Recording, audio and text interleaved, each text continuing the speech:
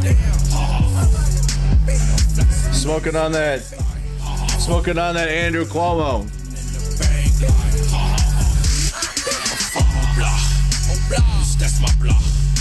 Smoking on that Cuomo pack.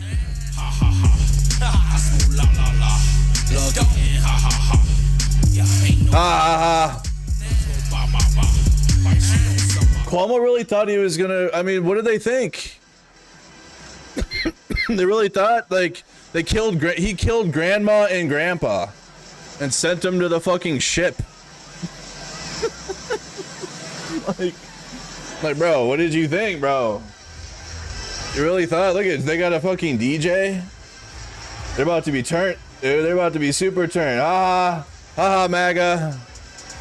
Establishment Democrats. From the Associated. To take it. MAGA and establishment Democrats mad.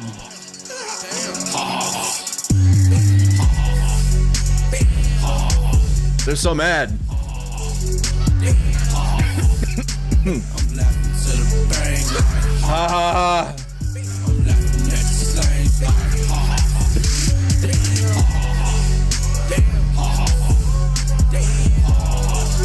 Let's go, Zohran.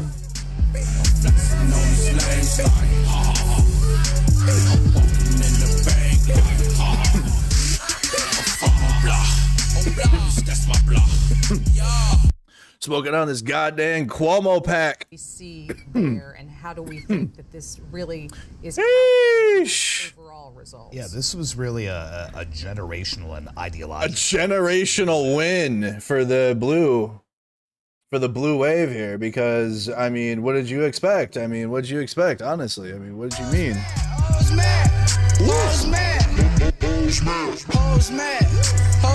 Here they are. Wanted to see them? Ho's mad. While conservatives have spent the last few weeks arguing with each other, Democrats just elected an attorney general who openly fantasizes about murdering us. They're mad. They're mad. Jay Jones, winner. They're so mad.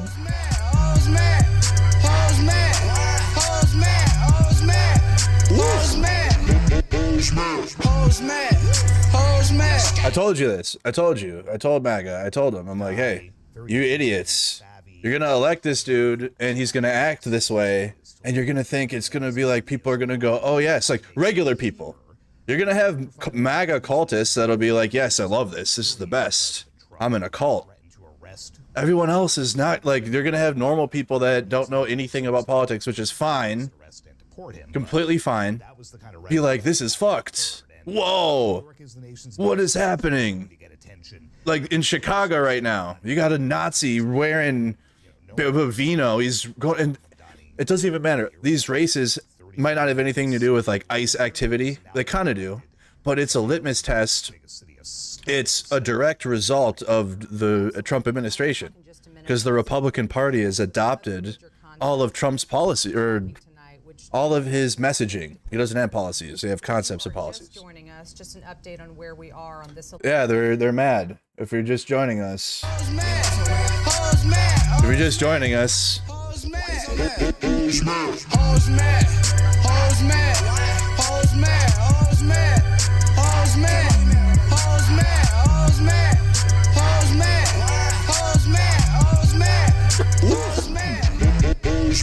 If you're just joining us, I don't think they're going to be too happy. Let's check Twitter. Economically speaking, culturally speaking, as polls are closed. Politics, the former San Antonio, Fox News. Uh-oh. Who often weighs in on certain circumstances that are. What did they say? The socialism. Communists are here. Desk can now project.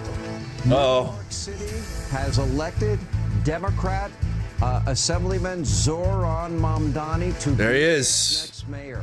Mayor. He will become the first America's mayor. Mayor of the city, and its youngest in more than a century. Not really a surprise. It isn't? People waking up in the last, 2.5 weeks. I think they should have woke up after the primary where he handily defeated Andrew Cuomo. Oh, it's too late now, though. It's too late now. It's too late. It's too late now. Oh, they're not happy. All right, what about Trump? Trump, what have you said? Have you said anything bad? Nope, nothing yet. No, Trump hasn't said shit yet. They should have paid attention when he destroyed Cuomo in the primary. Fuck Donald Trump, fuck Elon Musk. What is Elon saying? Than what we have heard from the winners in the other two top contests we've been following, those gubernatorial races in Virginia and New Jersey. So can we read anything into Grok roasting politicians? Nothing. Oh, nothing.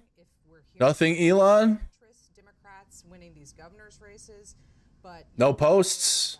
No postings. City, or is it just New York City is its own? Polymarket was right again. Not really try to, compare apples to oranges. I think you can. Democrats are going to spin this as referendum on Trump. Virginia has a Republican governor who is endorsed by Trump. They came into tonight again, still licking wounds from a year ago. They lost the White House. They lost. Not anymore. They lost the House.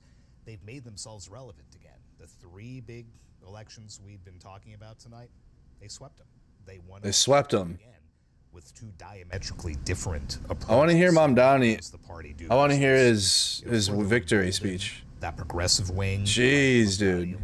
He's going to end up with over 1 million. Both of whom we saw campaigning with him. Exactly. Right. Both of whom were on the campaign trail with him. Or you have... Okay, let's go onto the ground at his campaign. Supporters, people that say, listen, I like his ideas for fast and free buses, for raising taxes on the wealthy to contribute to other programs like universal childcare, expanding that.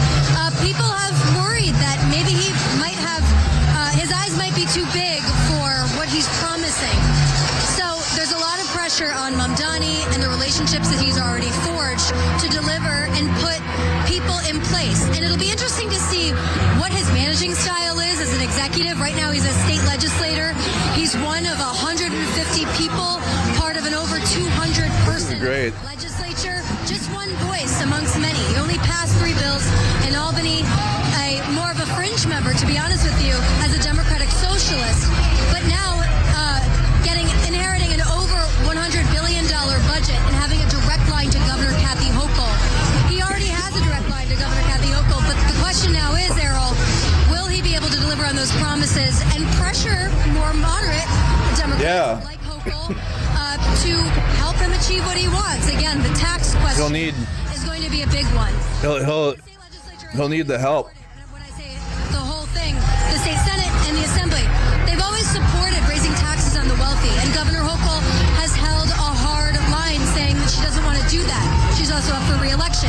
Now the big question will be, will they find a way to raise taxes in other areas, like corporate tax or pied-à-terre, tax on a second home? So we'll see how successful Mamdani's policies will be into being made into a reality. Errol? Okay. We're going to leave it there for now. We've got more coverage ahead, and of course we'll be here for the speeches. And we need that, which we'll get to. I think they're going to do. In most of the polls ahead of today's election. They're playing Not Like Us and shit. It's also worth mentioning that a really large amount of New York City voters went out to vote in the end. In fact, the highest. It's looking like it. He's going to have over 1 million. Election in 30 years. 30 years. Very much a race that captured the imagination of New Yorkers, and that also got a lot of interest from the national media, from the international media.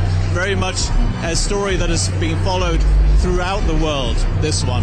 Yes. A lot of journalists here, of course, and among them is Tara Palmieri. She's the host of the Tara Palmieri Show on YouTube. Thank you very much for joining us again, Tara. Thanks for having me.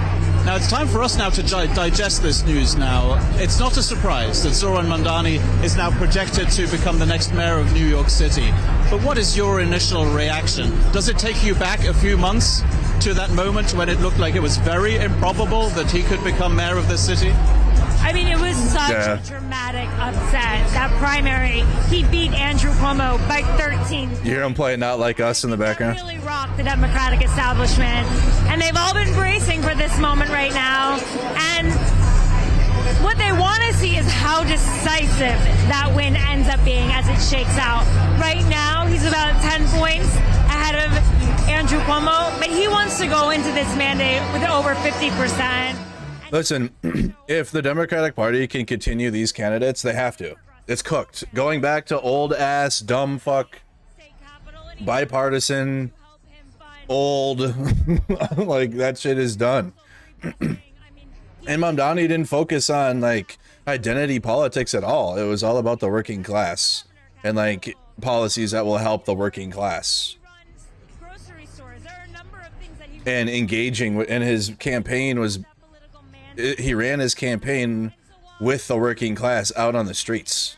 Like he was, that's what he was doing. He wasn't like doing high quality production, like rich person politics stuff, right? Like he was out there engaging with people and is like interviewing people, and that's how he started. Like he started last year. Like he started really campaigning a year ago, even probably before then. But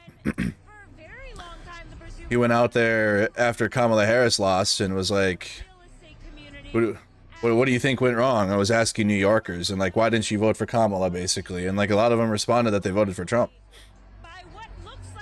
And so he said, okay, well, that's clearly a problem. And then kept his campaign going in a grassroots way, working with the people that are out there in the street, working. Or like everyday New Yorkers, it seemed. He put his campaign around. And you can get a lot of people behind that. You can get a lot of people supporting that. You can get a lot of people supporting a message like that. And we have, you know, the establishment players. Chuck Schumer, the Senate Minority Leader, has not endorsed. You know. Yeah, and they're done. I mean, I think that type of politician's done at this point. Yeah, they better be. The governor, and knows that her re-election in a year will depend very much on winning the support of the city. You know, she's endorsed, but she's a center-left Democrat. And I think there are just a lot of questions about what this progressive populist movement, as Mamdani calls it, democratic socialism, which a lot of people are still wrapping their heads around. What does that even mean, right? What does that mean for the party? Can that exist in New York City and Ohio? How does the party separate itself in the midterm elections in a year from now? Is he just going to become the... All it is you need a strong media apparatus. The only reason socialism is even frowned upon or whatever, scary in the U.S. is because of right-wing media. And you got right-wing media that are saying it's communist and lying about it. That's really all it is you have the right-wing media machine that we have in this country. That lie to so many people in this country. And they would support these policies like the reason why Zohran was so successful is because he cut through all of that and didn't rely on big corporate media to his campaign. Like he used social media, of course, but he was out there engaging with people in real life. Because you got the media stacked against politics like Zohran. So you actually have to like, it's kind of like old fashioned, to be honest, like old school, like word of mouth. He had to be out there in person, and it worked.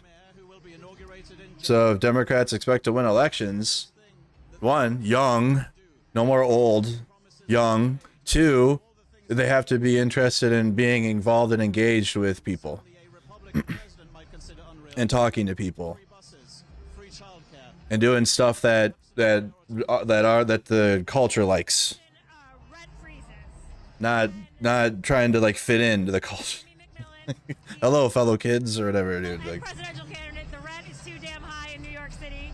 It is astonishingly high, and I would say probably. How do you do, fellow kids? Most of the Democratic Party. 20s, 30s, strivers making their way would probably agree with that sentiment, right? They're not likely to be, you know, the Wall Street hedge fund types.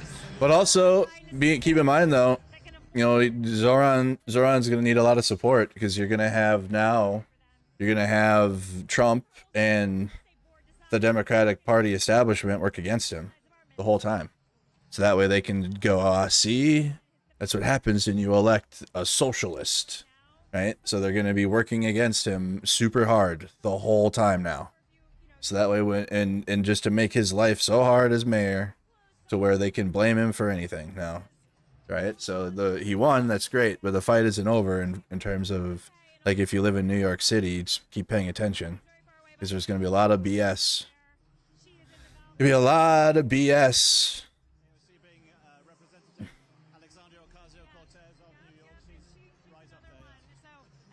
Nixon earlier. Yeah. How do you, hello, fellow young people, or how do you do, young people? Right behind us over there, Hassan Biker. But yeah, I think there's the universal busing. I mean, it's cost about $800 million. The young generation is a brain dead, lazy generation. You're dumb. Everybody younger than me has to work at least 4 jobs to survive out here, and they're doing it. My age and younger, like multiple jobs. We don't live in America where you can just work one job off one salary, and then off that one salary you can pay for a family, and no, it doesn't exist anymore in America. The America my parents got to grow up in, well, they definitely had to work their ass off to get it all. That strategy is no longer viable.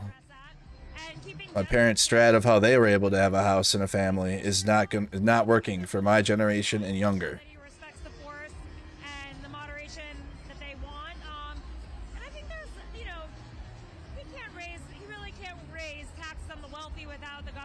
But I'm not, I mean, don't take my word for it. Look at the election results. I mean, I'm just saying what most are thinking now. At this point. I'm just saying what most people are thinking. Or feeling, at least. So people don't like socialists but are crying about social programs being cut. I mean, it's going to be layers of that. Yeah, that's the confusing part, is that you find that mostly in like the Democratic Party, obviously.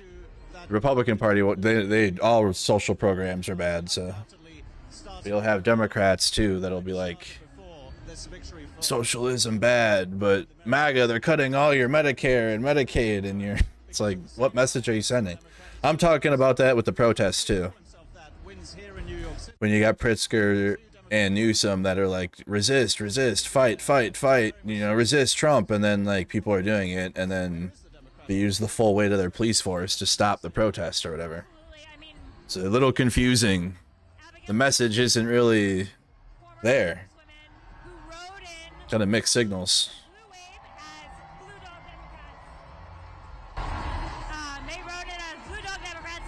Mikey, Abigail Spanberger said she doesn't even want the word social. Regardless, how politically though, today's results that we've been seeing all night now is directly because of the Trump policies. He's not speaking yet, or he's about to. Okay, cut her off. Go to Zohran. Affordability was very similar to President Trump's. President Trump said, "I'm going to lower the cost of goods." So did Mamdani. The populist message seems to be ringing true on both sides, and that's why when I hear Republicans giddy, excited about Zohran Mamdani being their new foil, he's not speaking yet. I think to myself, you listen to his messaging. There's overlap with Trump in the same way that there was always an overlap between the Bernie voter and the Trump voter. Populism can have different labels. Socialism, MAGA, but you know. She's had a couple. People know what they want, and they want affordability right now in a time of. She's like low key cooking, but like not really ready. Not really. Like can't really put it together. She was getting there. She's trying to like tell you how populism can work and how it can be wielded for good. But I told you guys that though. You had Bernie supporters that voted for Trump, or people that were going to vote for Bernie, and then they ended up voting for Trump, and then they're MAGA now, or they were MAGA. Still the 34-year-old member of the New York City Assembly who has just been elected mayor of New York City. He is, of course. That's what she was trying to say, but spent 30 minutes trying to get it out. Well, at least hundreds. We're waiting for Mamdani to speak. We expect them to listen to his victory speech pretty soon. I'd like to hear that. Thank you, Philip, for those updates from the ground there at Zohran Mamdani. Thank you, Newswave001 for the gifted. And for those of you following along with us, as soon as Mamdani takes the stage to make his remarks, we will be bringing those to you live. So make sure to keep an eye on the 4 boxes that you see on your screen. Mamdani And then also, we were awaiting comments from Mikey Sherrill, recently declared the winner of the New Jersey governor's race. So we will also bring you those comments if we see. I want to see the Cuomo cope too. Awaiting him, expecting him to speak to supporters relatively. Mamdani wins. On your screen, you will also, we'll be leaving you with images coming into us from Denver, where votes in that state of Colorado are being counted this evening. We will bring you any news and updated AP race calls as we get them. But for now, we will return you to what? Images. Thank you. See you soon. Okay, so Zohran's not speaking yet. What is Kellyanne saying? They're going to be crying. Chat, it's going to be epic tears. Kellyanne, the voters told pollsters they wanted lower taxes, less crime, less chaos with respect to migration. What? No doubt. This is what happened when Democrats turn out to vote in largely Democratic blue states, and that's what happened. What? The one curious thing, though, Sean and Ari, is that the voters told pollsters they want lower taxes, fewer regulations, less crime, less chaos with respect to migration. They want to make sure that the police are respected and that their values are reflected. And then they went and voted against all of that. They told the pollsters, I'm done with polls. Polls don't matter anymore. Polls are dead. Back in 2016, polls said Trump was going to lose. Guess what? Same thing happened in 2024 with that one Iowa lady's fucking stupid ass poll, right? What was her dumb ass poll? Kamala's going to win. She's winning the poll. Fuck. I've never been asked to vote in a poll, so I don't care anymore. The only polls I see are the ones I host. They're the only ones I've engaged with. Polls do not mean anything. Polls are like they just make it up, honestly. I swear to God they do. They just make some shit up, dude. Yeah, that sounds about right. Yeah, let's do this number, and then tell them that it's the poll. When have you guys ever been asked to vote in a fucking poll on anything other than the YouTube ones? Never happens. So I don't know what polls you're talking about here, but what a ridiculous amount of cope, though. They told the polls, and then they went out and went against it. This is Cheryl, right? Mickey Cheryl. This is Mickey Cheryl. New Jersey. They always say we're loud, but man, with this vote, you guys just scream from the rooftops.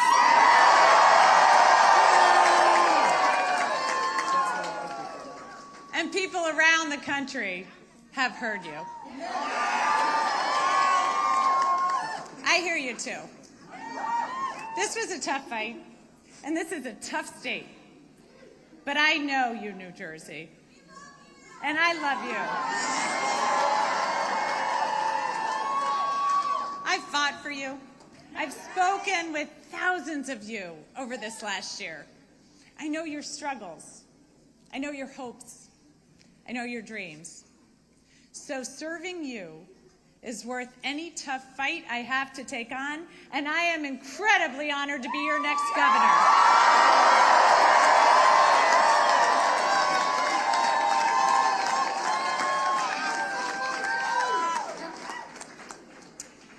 When I was 18, I raised my hand, and I swore to defend the Constitution. And that moment defines me.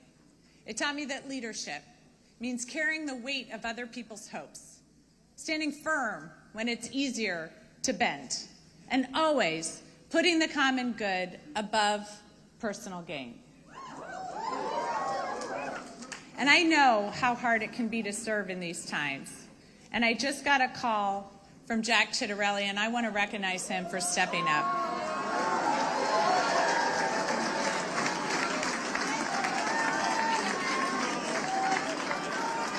Really quick, you got Zohran just posted this like 20 minutes ago. The next and last stop is City Hall. Goated. Goat moves. I'm going to get some more civics education going. We'll get that known by all. But it was a demand for freedom from oppression and a commitment to creating better opportunities. Congratulations to all. This is from Barack Obama. Congratulations to all the Democratic candidates who won tonight. It's a reminder that when we come together around strong, forward-looking leaders who care about the issues that matter, we can win. We've still got plenty of work to do, but the future looks a little brighter. Well, you got banana eater Gunther Eagleman, who eats a banana with a spoon. Someone's got to drop the photo in the replies. He eats a banana with a spoon. I don't. Do we have that, by the way? That's back in the at the back in the bookmarks. I don't know. I'm gonna have to find that one. We're gonna have to find that one. I don't have that one readily available. And as the president is backing away from this, I used to. Snap, ripping away health care, terminating Gateway, we here in New Jersey are bound to fight for a different future for our children.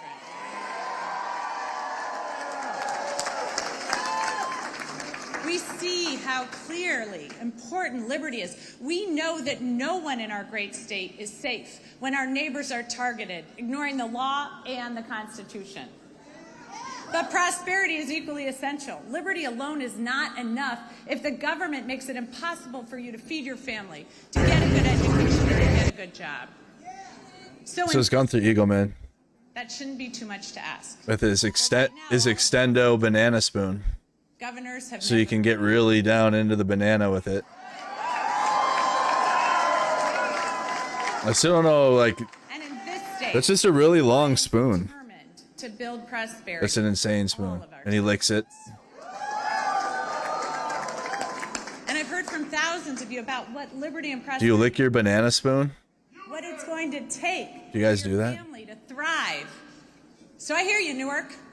I'm That's going to Gunther. work with communities from the ground up so all of our neighbors thrive.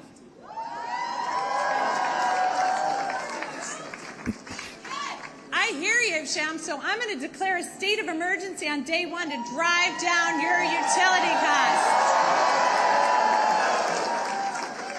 I hear you, Westfield, so I'm going to make sure our kids are safe online and schools have the resources Was that Hassan? to address the mental health crisis.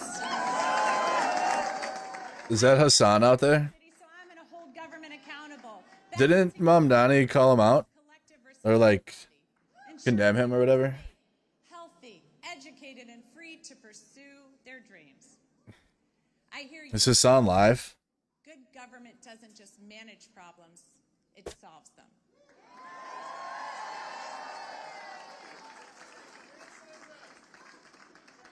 So I'm going to continue to listen and work with you to move our state forward. Because I have learned so much as I've traveled our state.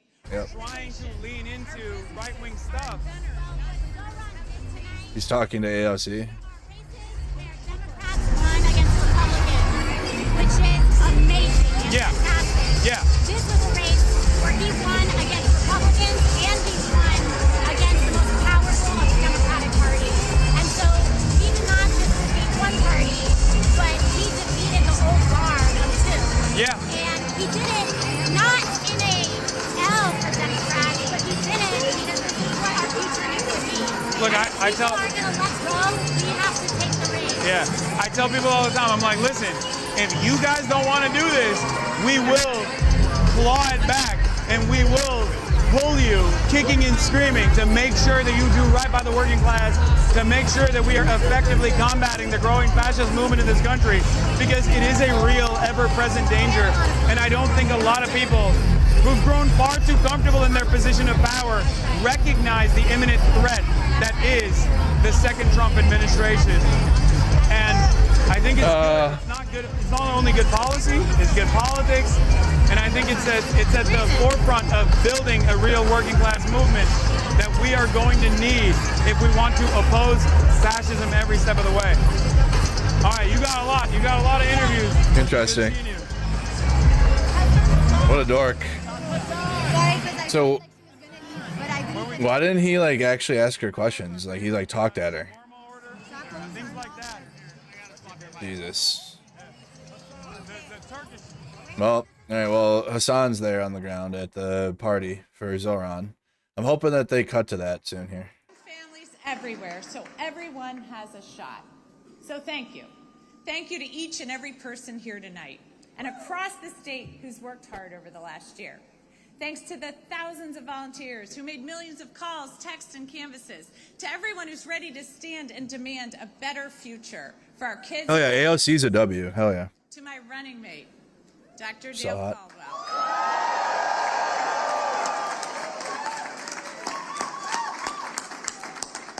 You've already served our state so well, and I'm proud to have you by my side as we embark on Jacob Fry has a big lead in Minneapolis. Looking at Minneapolis. who put together 7% in, though. this state has 1,000 vote. Checking in a couple other ones now. I can close some of these out. So Zohran wins. Close that. California, I don't see anything on California yet. You got Jacob Fry leading so far in Minneapolis mayor role. Excuse me, Minneapolis mayor race. With only 7% in. There you go. I'll keep track of that as well. Democratic sweep. Historic night for Democrats and a very profitable night for those betting on them. 4 kids, 2 dogs, a hamster, numerous goldfish, 5 campaigns, an insurrection, and 2 impeachments. A lot of people bet on the Democrats, huh? Truly amazing partner.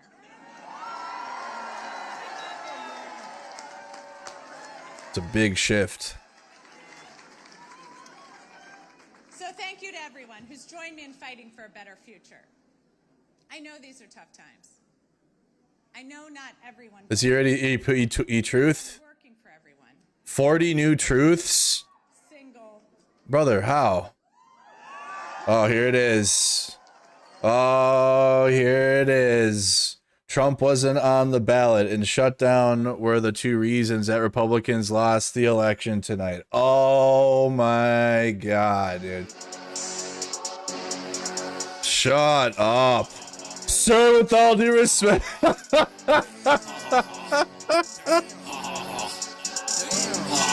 No.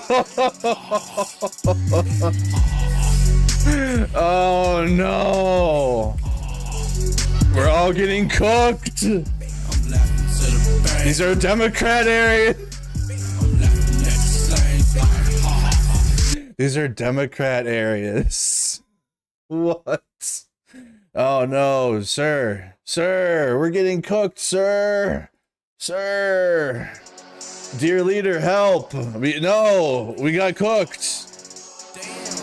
The Ellen ballots must be stopped. Terminate the filibuster. Help. Help.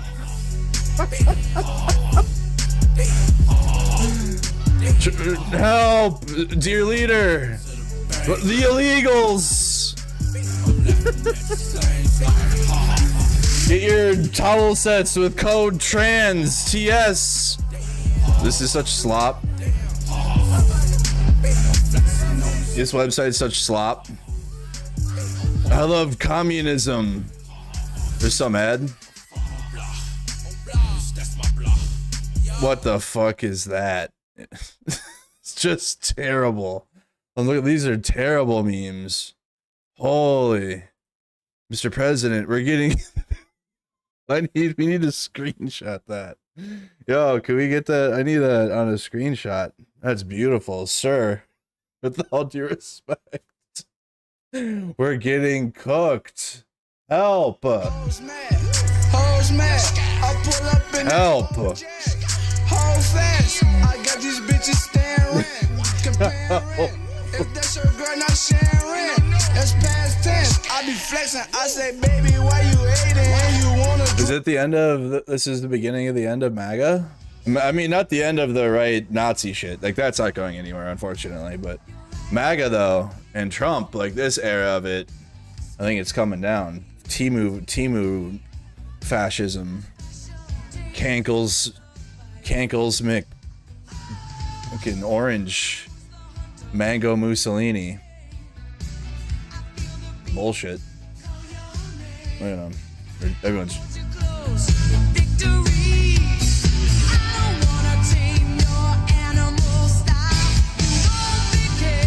There you go. Why would they turn it down? At the good part?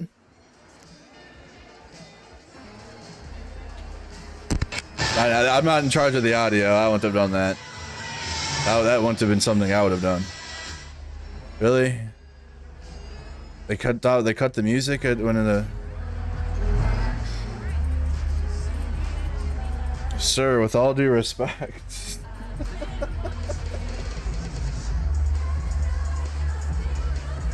Look, they're lit at the I want to be there. It looks like a party. That's the music at the Mamdani campaign rally.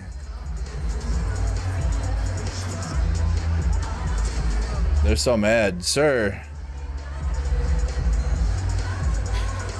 Sir, we're getting cooked.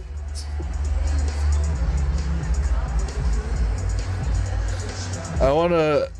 No, I don't have it on my phone. This is so funny.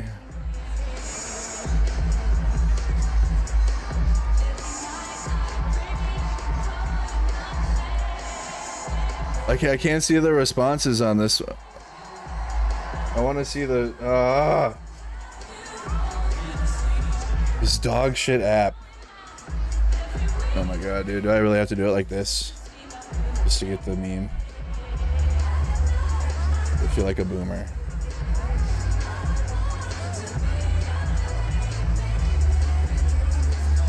Sir, help.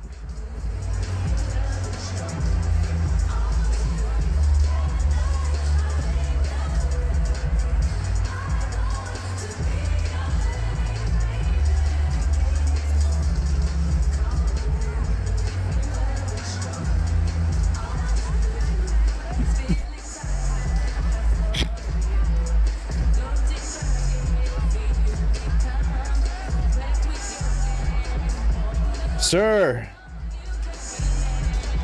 Sir, help! Medic! I thought Trump... the mandate didn't last too long, I guess, huh?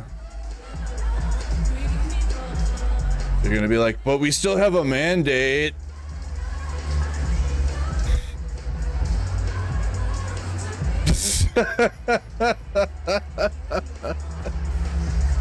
Yo, that shit. Yo.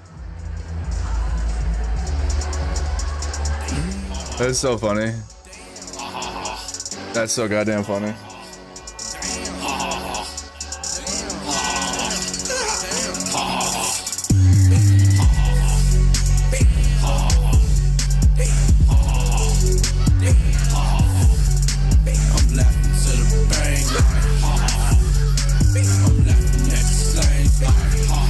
That shit's so goddamn funny, dude.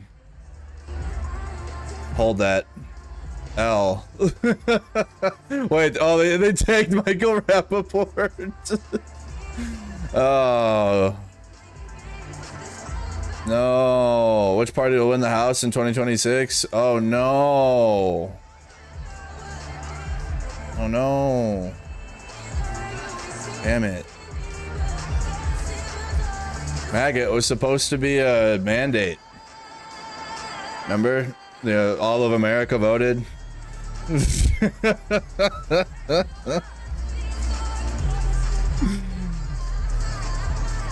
Trump wasn't on the ballot, so if I can't be on the ballot, I mean, what do you expect? Shit's rigged. It's rigged.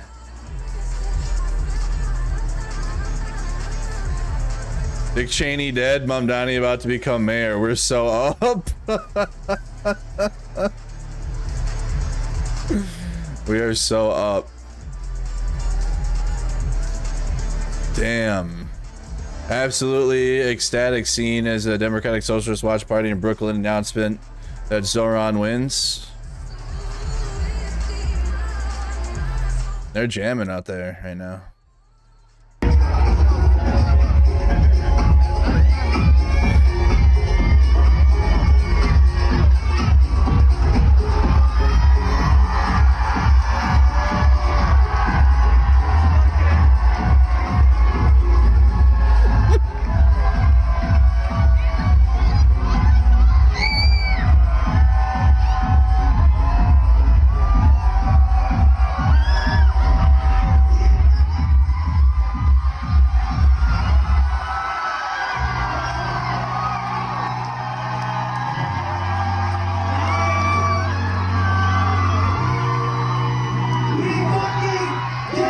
Were they about to play White Iverson? No. Sounded like it. I'm like, oh, they're just playing all types of music. So that was the moment that Zohran was announced the winner.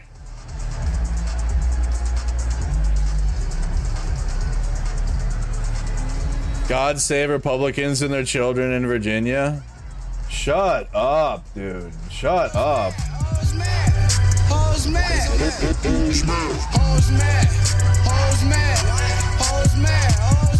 Maybe God's trying to save their kids from Republicans. Probably. Why didn't God stop the Democrats from winning, Megan?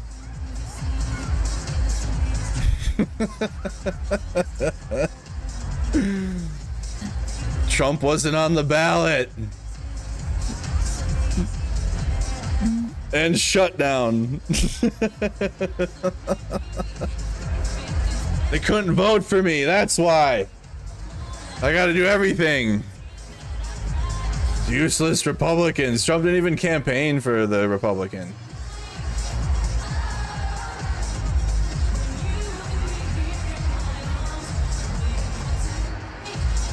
Here's AOC. Trump is a 34-time convicted felon, and he is endorsing a sexual harasser that has multiple accusations, very credible accusations and investigations against them. Birds of a feather, you know, they flock together, and we have to understand how grave this threat is. We know that Donald Trump has not only been convicted of committing crimes, but that the Supreme Court has given him a blank check to continue to commit crimes while in office. So we cannot underestimate the threat and the danger of this moment, but we cannot respond to that threat with cowardice. We cannot respond to that threat with complying in advance. We have to respond to that threat with a strong, organized, cohesive, and strategic effort to fight for working families, rule of law, and civil rights for every American across age, ethnicity, gender, and geography. And I believe that we can do that. I have to tell you, Trump is a 34-time convicted felon, and he is endorsing a sexual harasser that has multiple... Okay, my bad. I was reading some of the bookmarks I was looking at here. Any minute now.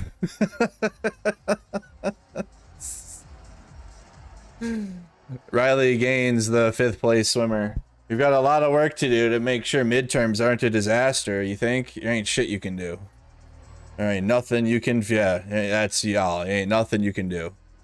Ain't fucking shit you can do. You're gonna sit and watch. You're gonna sit and watch this. That's what you're gonna do. Matt Walsh is crying. Just to recap the last 2 months, Charlie Kirk was shot in the throat. Thousands of leftists spend weeks celebrating it. Leftist militants take to the streets committing and calling for more violence. Jesus. Take to the streets. Attorney General candidate Virginia expresses his desire to murder conservatives and watch their children die. Democrats voters turn out en masse to vote for him. Do you understand who your enemy is? Oh my god.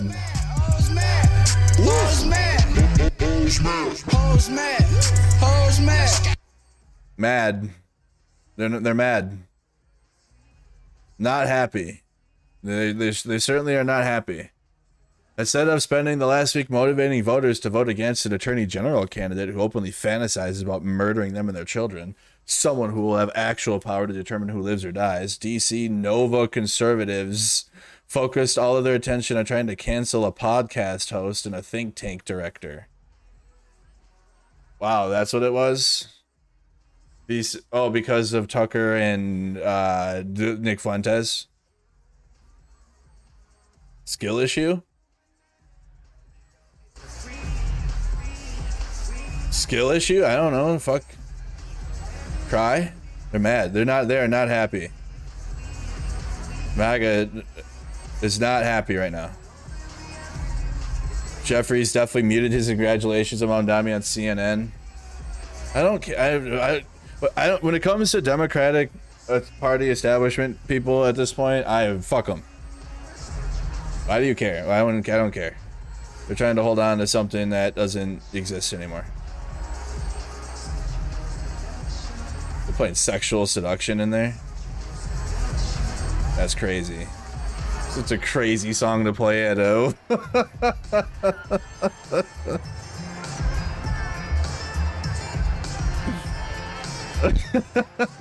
Yo.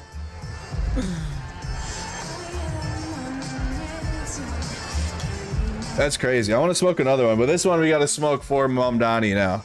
We smoked on that Cuomo pack, but now we got to smoke a celebratory J for Mamdani. Yep. There he goes.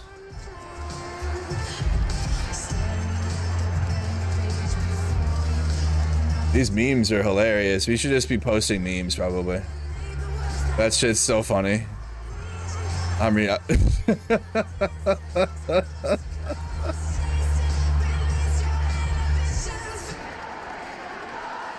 damn, they're singing in there and shit. It's like Obama, 2008 and shit.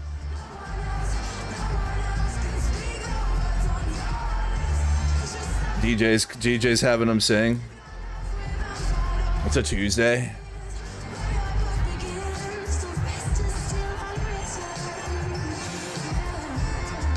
Not looking good in Minneapolis, so Jacob Fries is gonna win again, it looks like. Well, 7%'s in. That's not a whole lot. We'll see if it changes.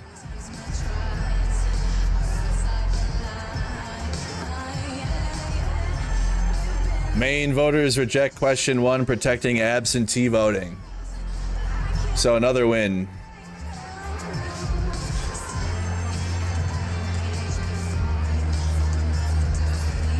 Mamdani is a reaction as Zohran Mamdani's win announced at Brooklyn Paramount. Okay, so this is when it was announced in the theater.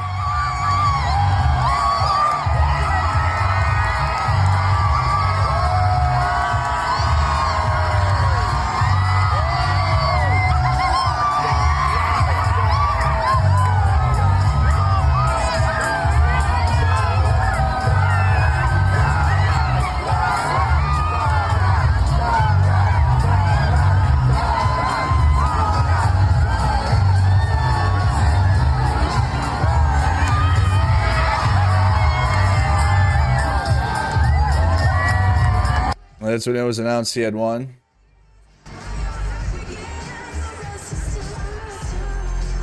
Hassan's still in there, doing his thing.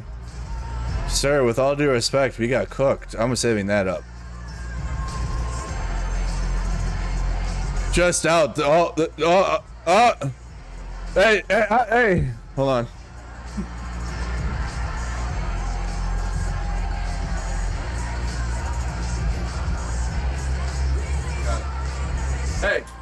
Hey, did you see my interview? Hey, my interview though. Yeah, go watch my interview on 60 Minutes. It's the best one in years. Best interview in years. Go check that out. Hey, go watch my interview. Best interview. Fake News Network, but it's the best interview.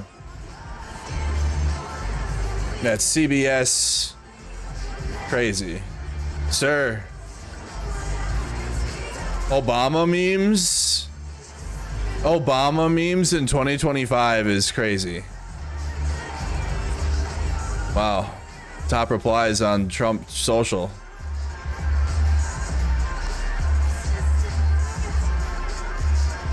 Jesus. Slop.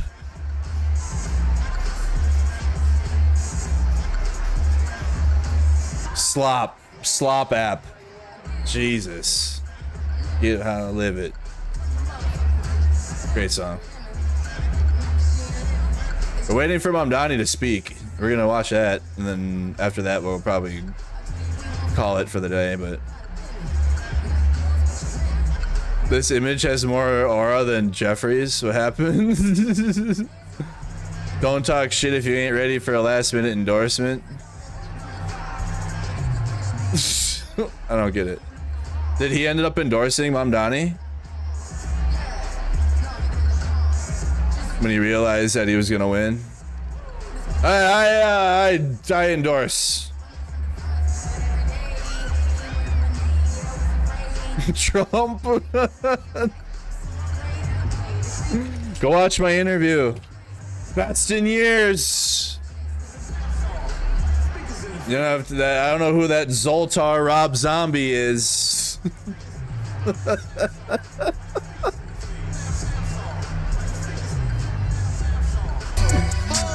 Yo. Go watch my interview. He's so mad. He's so mad. It's the most publicity the fake news media has gotten from him. You know it's bad when he's telling you to go watch the fake news media interview. You know shit's fucked. Okay, so California's redistricting, which is like overtime shit, which is still very important, obviously.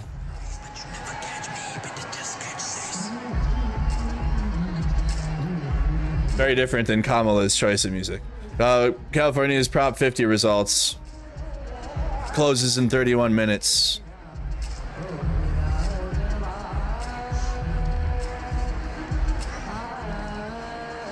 So we'll get some California results soon. Probably right around the time that Zohran is gonna speak. That's a security camera footage of the UPS flight crashing. Update: 7 people killed.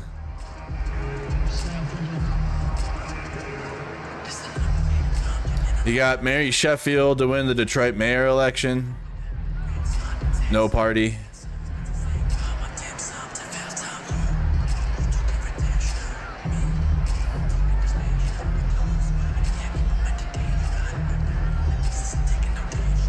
What did he say? What did Jeffrey say here? He does some of the things he talks about. Is that going to make it harder for you to win congressional seats? So Democrat, no, we are going to win control of the House of Representatives. I've said that from the beginning. And if you actually want to assess the landscape, despite all the premature obituaries that were written about Democrats a year ago from today, and there were lessons to be learned, but what we're seeing is that the Latino community moving decisively in our direction.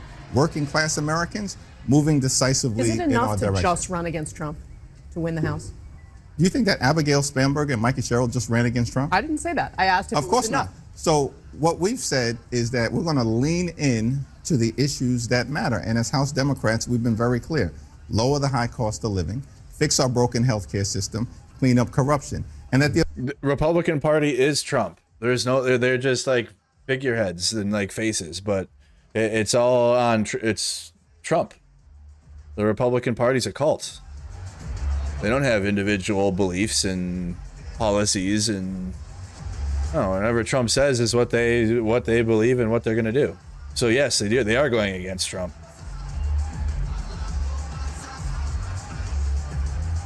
Me living out tonight? I can calm down.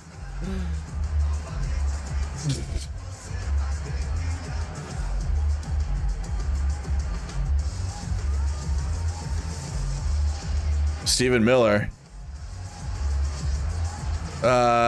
Household and family types.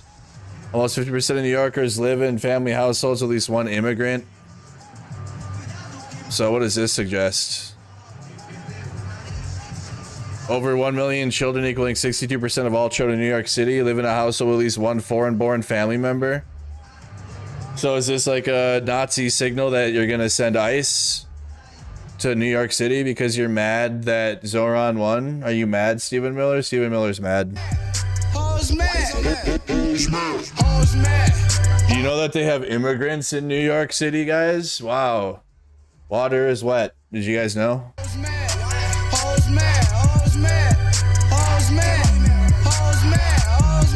So he just posted that at 9:08. Mixed status households demonstrate that all New Yorkers are impacted by federal policies that separate families.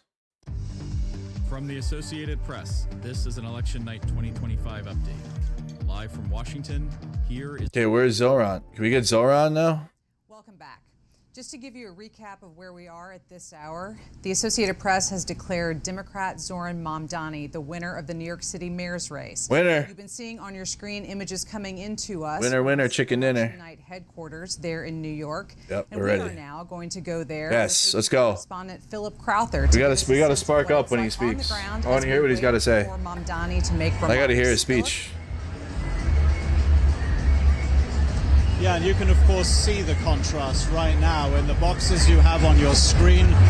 One event, that's the one where I'm at. This is Zohran Mamdani's election night party is lively. There's obviously a celebratory atmosphere. There are occasional shouts of joy here. Maybe when... In Minneapolis, Jacob Fry won. Look at the no one part. I mean, smaller city, I guess, looking at the numbers, but yeah, it's... Jacob Fry wins again. There you go, Minneapolis. Nothing changes. No changes for Minneapolis. Here as well. So a very lively scene. Jacob Fry wins again. Very different in Manhattan. You can see those images right now as well. From Mr. Cuomo's headquarters, his election night party. Not that much of a party, of course, right now. Expectedly, the former governor of New York State who ran in Minneapolis, you didn't have to worry about any type of Republican winning. It's all Democrats going against each other, but layers of like Democrat and how left are they basically. But you didn't have any. There was no Republican. There was just like literally 4 different Democrats running for mayor. And we have ranked. The Minneapolis has ranked choice voting too, which I liked ranked choice voting. I think more states and more local elections should adopt ranked choice. Even we'd have to have more parties for it to really matter for the federal election because you only have 2 anyways. You have other ones, but ranked choice is cool because then you can you're voting for more than one person. You're putting them in order of what you think. Because you say you like more than one candidate, right? You say you like 2 candidates, but you like one a little more, but you're okay if like the other one wins, then you put them 1 and 2 or whatever. Like rank them how you want. It kind of gives your vote a little bit more power. To see him on stage relatively soon to give his victory speech. As I mentioned, some stars of the left wing, if you will, of the Democratic Party are here. A big reaction certainly here for the likes of Alexandria Ocasio-Cortez. Remember that she campaigned with Zohran Mamdani along with Senator of Vermont Bernie Sanders. These 2 of the big supporters of Zohran Mamdani. You got 98% in. Jacob Fry is going to win. As does Mamdani. They describe themselves as democratic socialists. We again are hearing some shouts of celebration here in the room. Maybe that is an indication that we're getting a little bit closer to the speech by Zohran Mamdani. I can tell you at this point that we have not been given any indication by the campaign exactly when he will be taking the stage. What we did have, though, was a very early race call by the Associated Press, around 45 minutes after polls closed here. It was quick as hell. Eastern time. That is when it became official that Zohran Mamdani was going to become the next mayor of New York City. He will be inaugurated in January. And the call came so early, in fact, that quite a few of his supporters who had been lining up outside to get into this venue hadn't entered yet. They entered to the news that their favorite candidate was going to become the next mayor of New York City.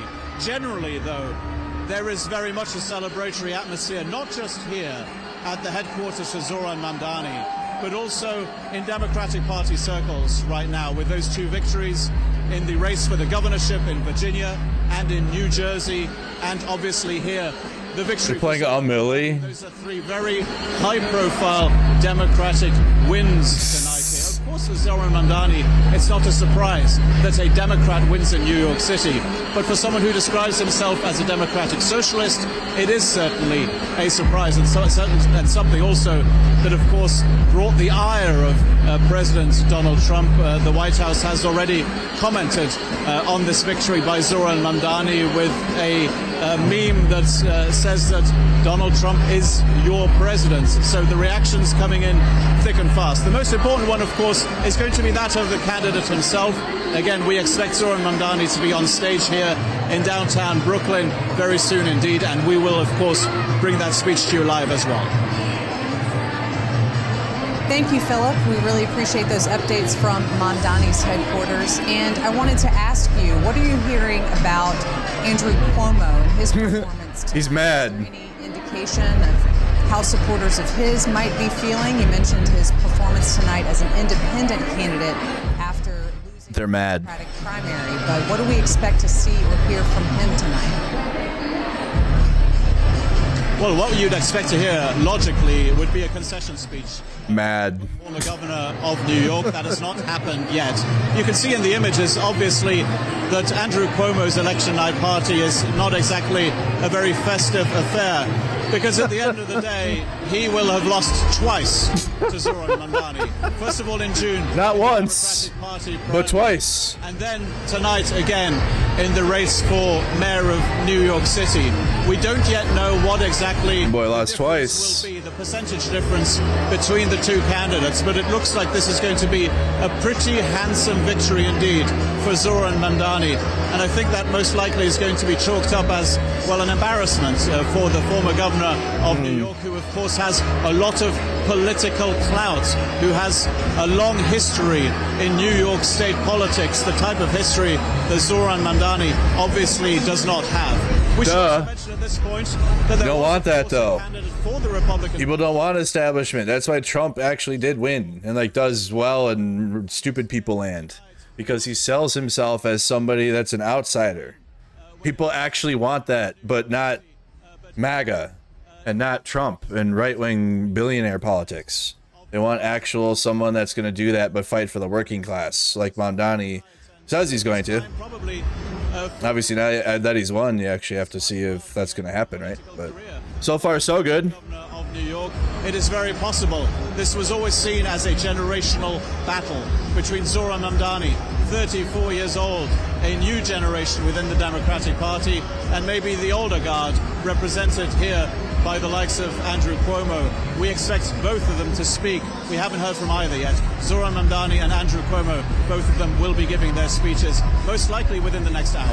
Oh, Cuomo, look, someone's coming out. There's Cuomo right there. We will continue. Cuomo's right there. From both campaign evening events. He's on there. your screen. He's You there. see Mamdani's campaign rally. He's there. And below that, Cuomo, where we do see the candidate take. I want to hear him cry.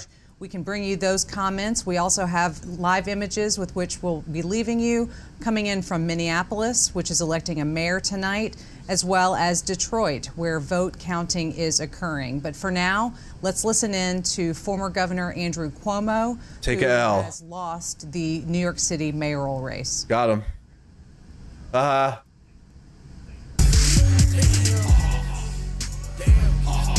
Is he gonna cry? We can't hear him.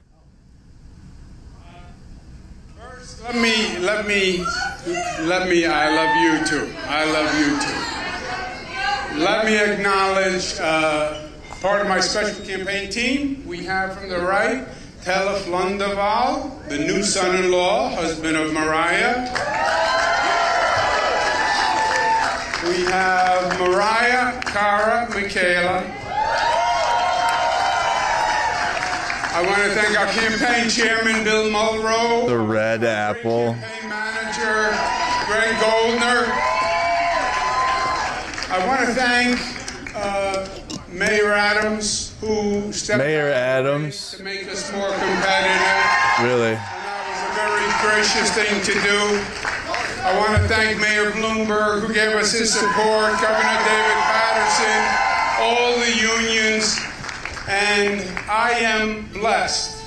I am blessed to have the people in this room. You have been a phenomenal team, great friends. You are superstars. Even more, you are New York patriots. And I am proud of you. Ew. You call them patriots? Oh, hell no. This campaign was the right fight to wage. And I am proud of what we did and what we did together. This campaign was to contest the philosophies that are shaping the Democratic Party, the future of this city, and the future of this country. And you aren't it. And it's not you. And this coalition transcended normal partisan politics. It brought together Democrats and Republicans and independents, joined by the simple fact that their first allegiance is as citizens of New York City.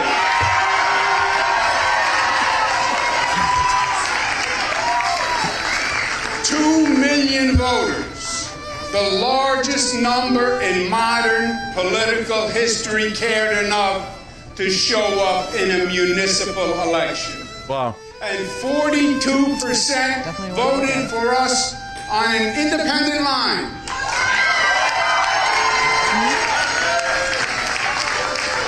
That is the highest percentage in modern history. Did it help you win? Ironically, it is just higher than when Mario Cuomo got 40% on an independent line against Ed Koch in 1977. Did it help you win? Important to note that almost half of New Yorkers did not vote to support a government agenda that makes promises that we know cannot be met. We support an economy of jobs, of opportunity, of entrepreneurship. That's what New York is, and that's what New York must remain. No. We are a nation of laws, and we believe in law and order, and we need the police to keep society safe. We will not make the NYPD the enemy. We cherish our diversity, and we have no tolerance for discrimination of any kind by race, religion, sexual orientation, or creed. And we will not tolerate any behavior that fans the flames of anti-Semitism or diverse attacks.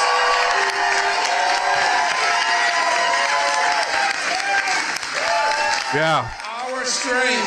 Our strength is our unity. Black, white, brown, Christian, Muslim, Jewish, Buddhist, we are one. We are the family of New York. We believe in interconnection and mutuality and codependence. And you attack one of us, you attack all of us. That is what it means to be a New Yorker. No one and nothing will ever divide us.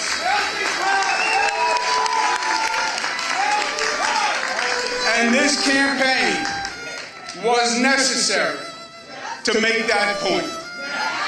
A caution flag that we are heading down a dangerous, dangerous road. Well, we made that point, and they heard us, and we will hold them to it. Also, my friends, feel proud, because we accomplished the two important New York characteristics. But did you win? We got up off the mat after the primary. Okay. And we made it a real race when the media had already commenced the coronation. And feel proud, because we fought our hearts out and we left it and lost.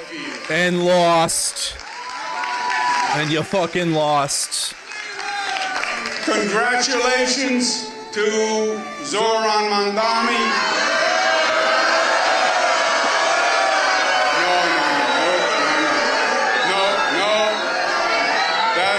No. That is not right. That is not right, and that is not us. That is not us. It is. Tonight was their night, and as they start to transition to government, we will all help any way we can, because we need our New York City government to work. We want it to work for all New Yorkers, because our city is the greatest city in the world, and we will unite for New York City because we love New York City. And from the bottom of my heart, I thank each and every one of you. I love you for the fight. I love you. What? Soul that you showed and the example that you set. New York City heard us, and we will be the better for it. Thank you, and God bless you.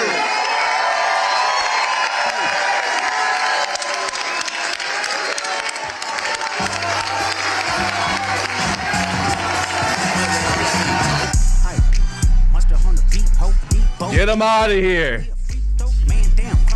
Get him the hell out of here. Get the fuck out of here.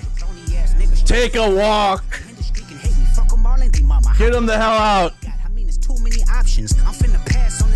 He's out of there. Beat your ass and hide the Bible. Get out of there, Cuomo. Sometimes you gotta pop out and show niggas. Certified boogeyman, I'm the one that up to score with them. Which the Associated God dang it. declared was won by Democrat Zohran Mamdani. Zohran. So joining me again is Sagar He's out of to there. kind of talk about this race. And now that we've seen the concession speech from Andrew Cuomo, we're still waiting on Zohran Mamdani. But Cuomo obviously is a very well-known figure in New York politics. He had run as a Democrat in the primary. Oh, Mamdani coming out now? Then ran as an independent. People are getting hype. Lady. Talk to us a little bit. No, don't talk to anyone. This speech. It sounded like he was really being willing to work with Mamdani's. No, he was crying. He was coping. Cuomo's argument the whole time had been that he, as a former governor, had the experience to do this. And he sucked. He sucked. That sign at his event site. That he looks at a guy who is roughly half his age. Mamdani's 34. Good. Yes. Beautiful. Good. Beating him. Younger minds. Where else is there to go than to say, hey, maybe I can help the guy. Maybe I can help them, because the outstanding question right now is Mamdani. No, you're going to keep Andrew Cuomo far away, especially with Trump endorsing him. How do you actually go about delivering on No, you're going to keep Cuomo far the hell away. promises that you've now made? Maybe he can get an ally in Andrew Cuomo. You sound woke. State and could have run the city. Cuomo, again, this is now his second loss, Mamdani. What, did Bill Ackman not support him or what? Highest elected office in that state. If he is in fact willing to help, that would Your tears? be a boon for the other people. Did Bill Ackman not support him? He has the veteran operatives around him that Mamdani may not. As a 34-year-old, the youngest mayor in more than a century, I don't know. now running America's biggest city, you're going to need some help, and maybe he can find that now in Andrew. There's plenty to criticize about Eric Adams, but he gave up running another term to vote for Cuomo to give him a shot at beating the communist. Less executive experience, bringing in someone with Zohran is, oh my God, brother. presidential administration. This is bullshit, dude. In the last couple of decades that have done exactly that when picking their vice presidents, for example. You have to bring in the veteran. If you usually vote for Democrats all the time, you should see why people that are further left than you hate the Democratic Party. Because you have fucks like this dude, and this, and that, and this, and calling Zohran a communist. And regurgitating the exact same thing that MAGA says. But perhaps he sees it as. But they're blue. Some assistance to Zohran Mamdani, or maybe that's just a gracious concession. But they're blue, though. An election night when you have been bested by your opponent. I'm glad Mamdani pierced through that, though, honestly. Because realistically, though, on a strategy perspective, I'm just being honest, you got to think of it from strategy and what you have. The Democratic Party is the best way to get that done. We don't have the funding or the money to start another party that can win, right? So you have to use that Democratic Party because that's the only thing you can get these types of politicians in.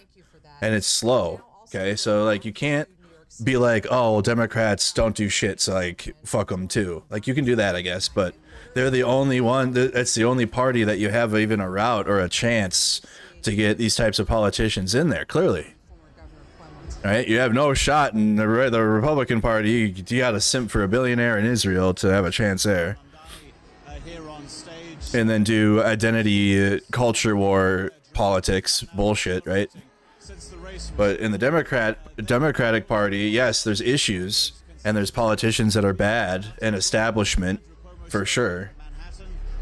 that party is the only one that you have a shot in getting somebody like Mamdani in there to get into power. So you have to use them strategically. So if you're like if you're further left than liberals, and you've like never voted for Democratic Party, if they're putting people up like this, you have to go. You not do what you want, but you go and show up to vote. Yeah, even if they're Democratic Party people, like because that's the only party that has the funding and the support to provide a win. And it will be slow, and you gotta think strategically.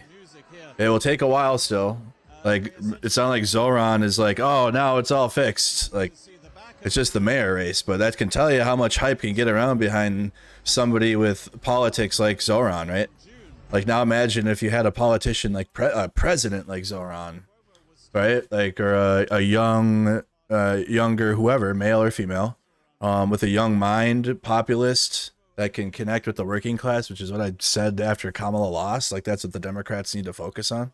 Politicians like this. But if you have so much hype and attention on just a mayor race in New York City, just imagine now if you can amplify that into the federal level, or for senators or Congress people, and think bigger with it. But and the longer that Trump and MAGA are in power and are like this, the more you're going to have people that are interested in politics end up like Zohran and have more, or like Bernie, and be like be further left than establishment liberals, or like centrist liberals and conservatives.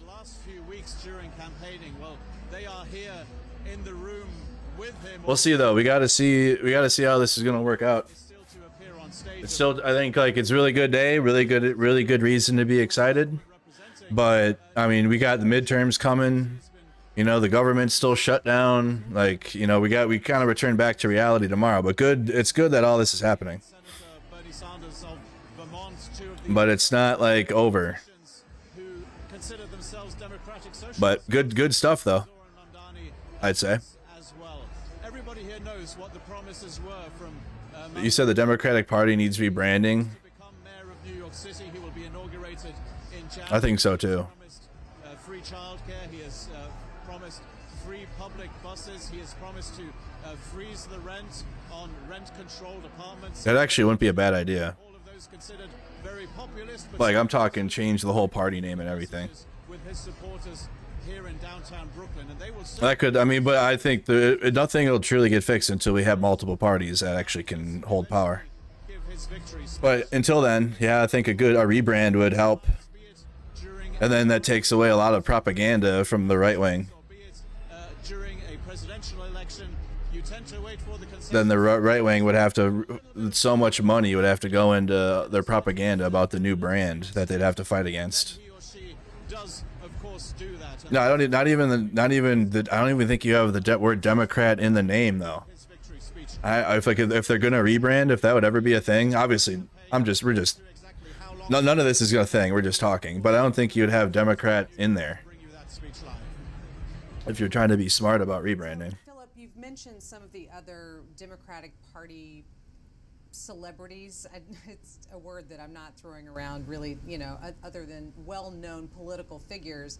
But it also seems like there's perhaps some influencers and a energy in the room, given Zohran Mamdani's age, given the fact that he has run this very digitally focused campaign. Can you kind of bring us there? I mean, we can hear the noise behind you and see the excited people. You could play it. Kind of bring us into that room and let us know exactly, you know, who else are you seeing there, and what are they relating to? The Patriot Party? I don't know. It's too connected to MAGA. Like, they've ruined that word. You got to think politically. You got to think populist, right? People, when you hear people are just going to be turned away from that because it's too, MAGA's ruined that.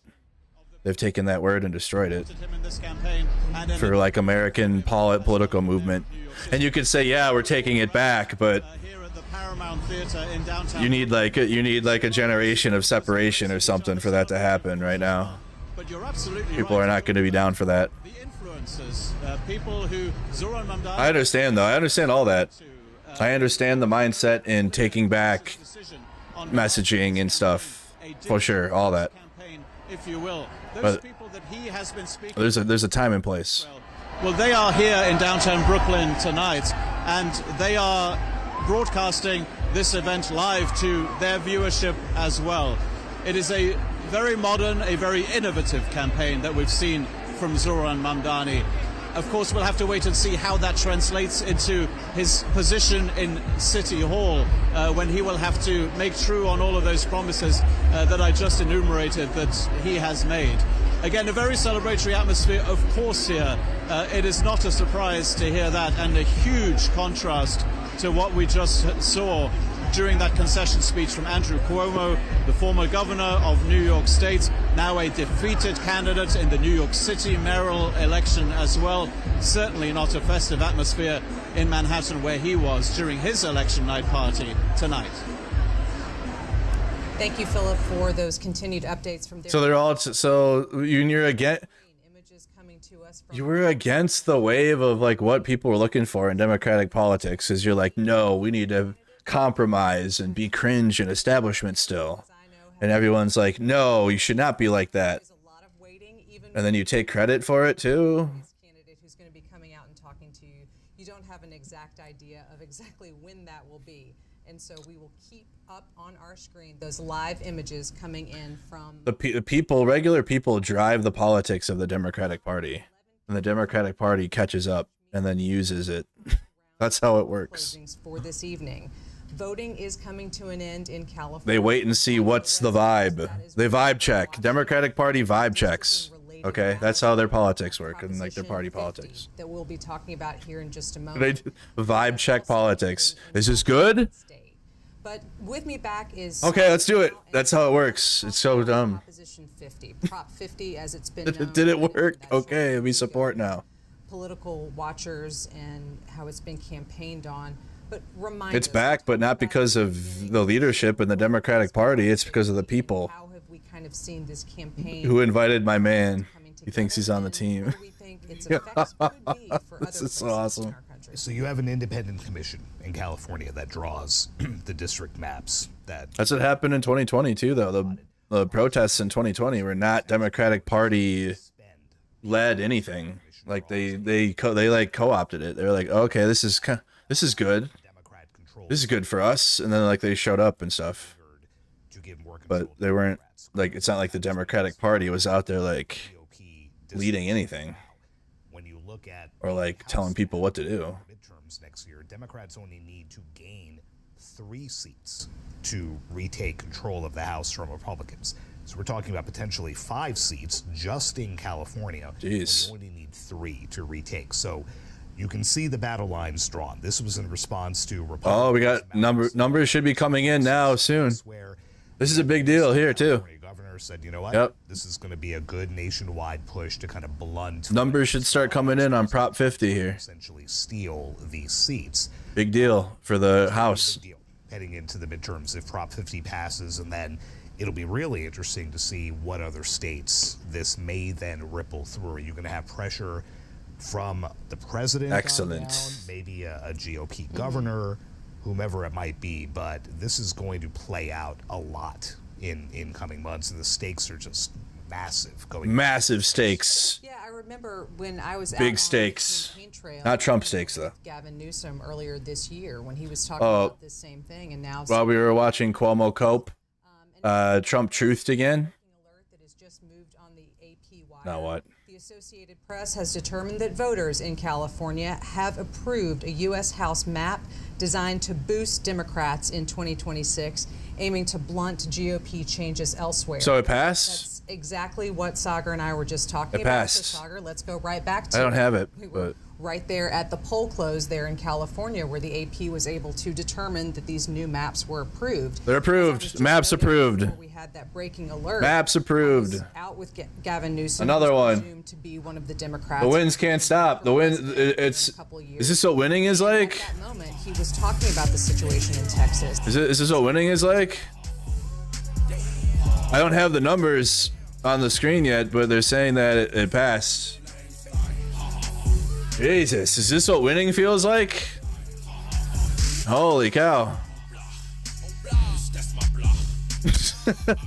No.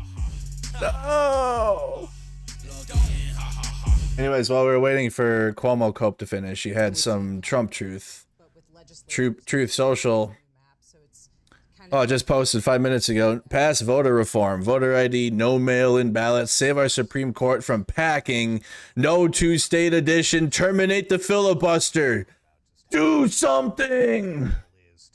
Help. Republicans, terminate the filibuster. Get help. They're Democrats. Biden, they're coming back. They're not defeated yet. Heck. Majority, which obviously that flailing, dude. A lot of the president's do it. Do all of that. In turmoil, he's going to want to pull out all the stops to make sure that doesn't happen. They're going to pack it. Sway that he has over Republicans right on down. Terminate the filibuster. That's not going to be good for the Democrats. Traditionally have bills that would be more progressive, right, and change things in a direction a little quicker than Republican bills don't do anything, like, at all. And Democrat bills do from nothing to some stuff, good stuff. But Biden there were some good bills that went through that actually can do some good. And they come from Democrats, not always, and not all of them. But without the filibuster, then Democrats, when they take power again, because it's going to happen, clearly, as you're seeing, the GOP will be able to do nothing to stop actual progressive policies from passing. And they can cry and call it communism like they always do. And, oh, there's pork in the bill. There's too much in the bill. We don't know what's in it. Nancy Pelosi didn't read it. They can't cry, but they can't delay and cry anymore. Democrats will just need the majority and then get it through. Which is what it won't be good right now if that's what happens, because Republicans are in control. And then they'll just fist bills through. But that will swing back. That will swing back, and not a way that Republicans will like at all. The Republicans are in power to stop progress and enrich billionaires. That's it. Nothing else. Stop people progress, enrich billionaires. That's it. It sounds like they're about to start something in Zohran. I want to just interrupt myself to point out that on your screen, you are now seeing new images coming into us from California in the lower left quadrant. That is where we expect California Governor Gavin Newsom to... The wins just keep coming. ...on Prop 50, which we've just been discussing. And there is also sub-movement in the upper right quadrant. That is where we are awaiting New York City mayoral race. Do you know who we need to do? Do you know who we need for politics? Is the red zone guy. We need the NFL red zone guy for these types of situations. We got 4 hours of commercial-free politics. We're going over to Mamdani in New York. We'll cut over to Newsom. Stay tuned here. That would be sick. I would watch all politics. So, Sagar, thank you for this analysis. Let's put it on your screen. Discussing about these who's the red zone guy? What's his name? No, Zohran's not speaking yet. We're waiting for that. Where we've seen it happening, but there are no other states that are at that same stage in terms of... Prop 50 passed. There it is. So numbers are coming in. Holy. At least there's legislative debates, right? But nothing that's actually... There's some numbers actually for you. They already called it, though. The AP already called it that the proposition passed, but there's some numbers already. It's not close, and that's 2%. Barack Obama's 30-second video pushing for it a month ago, raced through social media. So, they brought out the star power. Yeah, they're doing crowd warming. What you said about former President Obama, relatively low key, kind of playing post-presidency like George W. Bush has, not getting involved, not speaking out about a lot of things. The federal level. And we know that the relationships that we have built will only deepen from City Hall as we work together to transform New York into a city where every person can live a dignified life. Can we get better audio? And I also want to thank our incredible campaign staff. You have sacrificed your social lives and your sleep schedules, and you have given so much to this movement. And then when Cuomo decided to get back into the race, you dug deep and gave more. You're like, oh yeah, that asshole.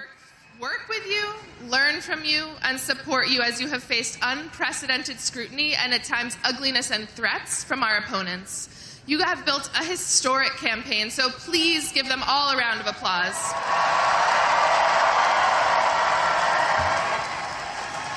And please join me in celebrating the person who has been Zohran's right hand from day one, whose deep commitment to our movement and care for our people has infused every part of this campaign from top to bottom, and without whom we would not be here tonight, El Biscard Church.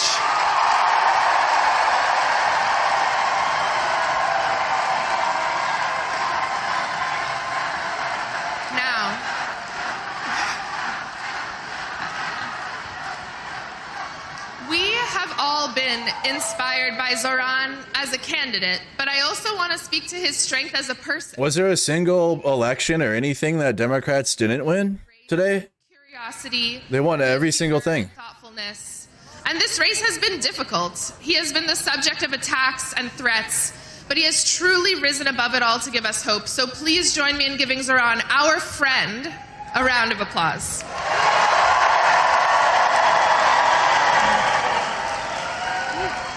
And there are too many supporters to name, so I want to speak to everyone directly.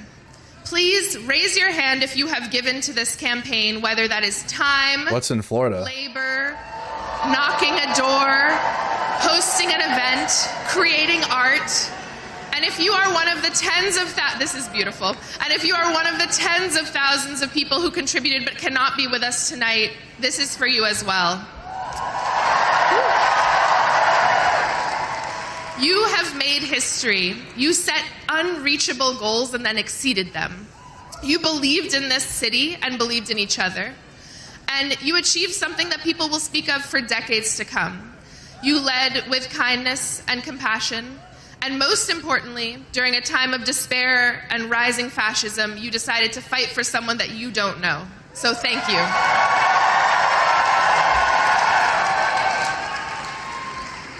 Friends, the scope of this campaign was truly unprecedented. We had hundreds of thousands of conversations with our neighbors and trained leaders who will help us deliver our agenda for the next 4 years. But this record-breaking program did not come out of nowhere. It was the product of years of organizing and leadership development by New York City DSA and so many of our movement partners.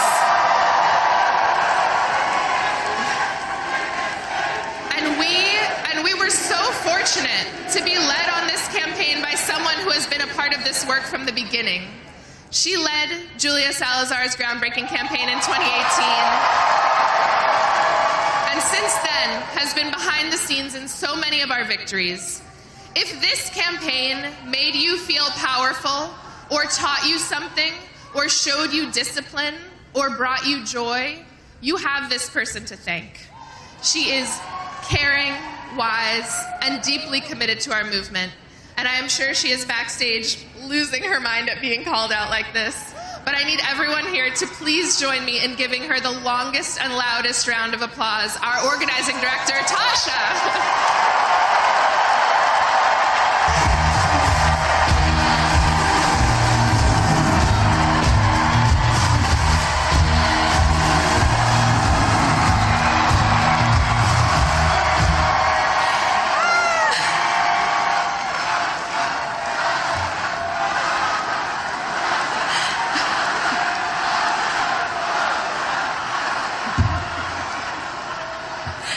Thank you.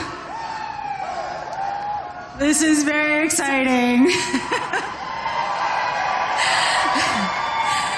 Thank you, everyone. Okay, we're waiting for Zohran. They got a lot of campaign workers. That's fine. Lessons from tonight, no sugarcoating from Vivek. We got our asses handed to us. Right off the bat. Right off the bat. There you go. Right off the bat.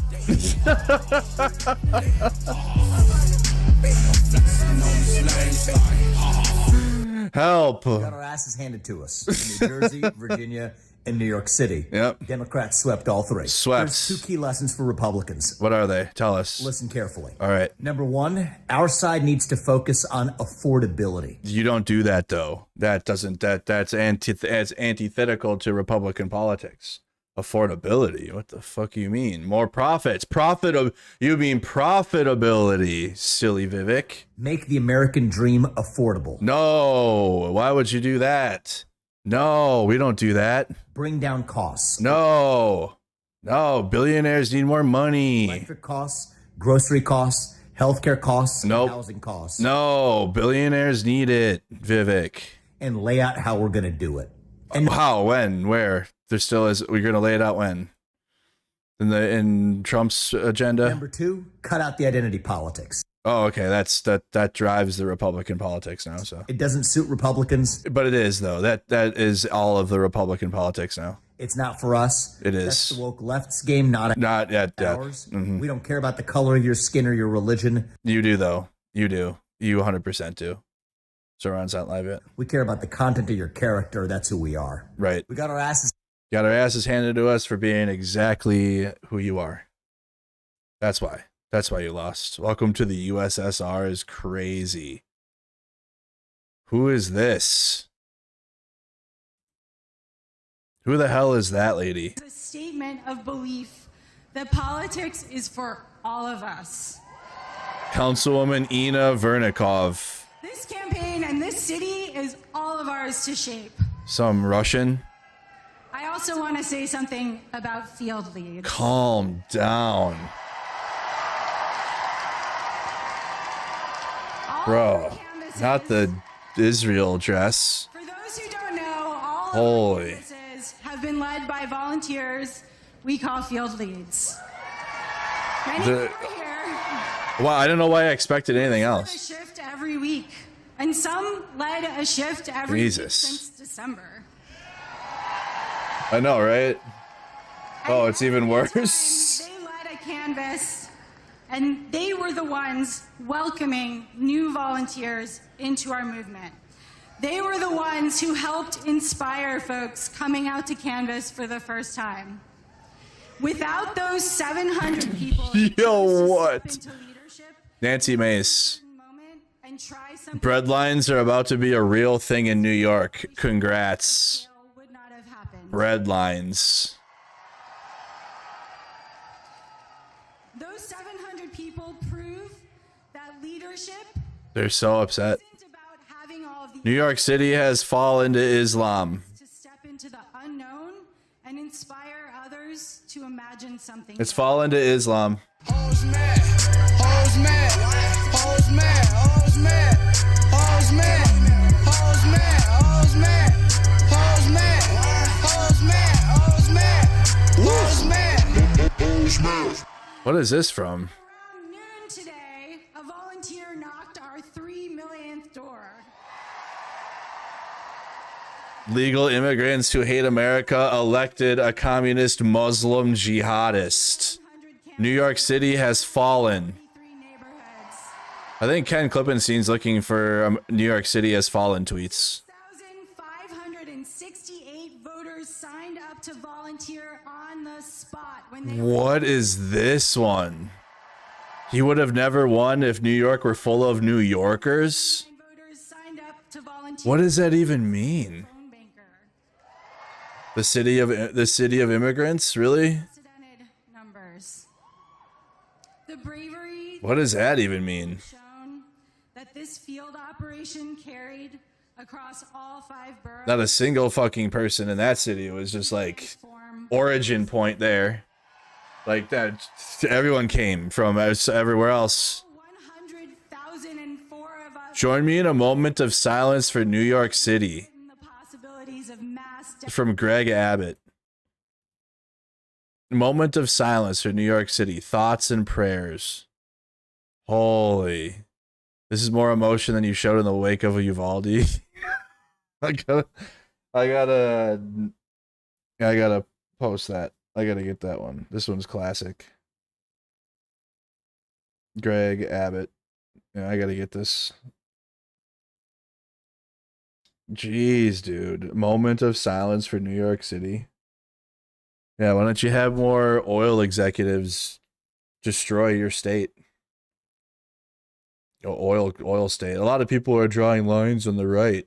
Here's the line I care about. Conservatives have actually shown an ability to win and move the needle culturally and politically versus conservatives who never contributed meaningfully to any victory at all.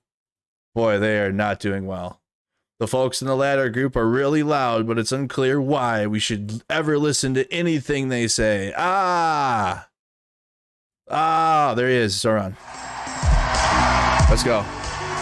I'm sparking for Zohran. Here we go. Hey, spark up for Zohran. Here we go, chat.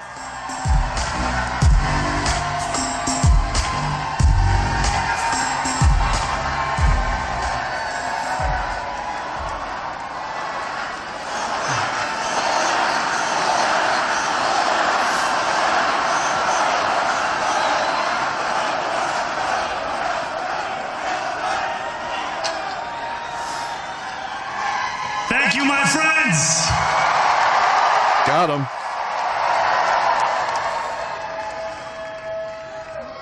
The sun may have set over our city this evening, but as Eugene Debs once said, I can see the dawn of a better day for humanity. Nice. For as long as we can remember, the working people of New York have been told by the wealthy and the well-connected that power does not belong in their hands. Fingers bruised from lifting boxes on the warehouse floor, palms calloused from delivery bike handlebars, knuckles scarred with kitchen burns. These are not hands that have been allowed to hold power. And yet, over the last 12 months, you have dared to reach for something greater. Tonight, against all odds, we have grasped it. The future is in our hands. My friends, we have toppled a political dynasty.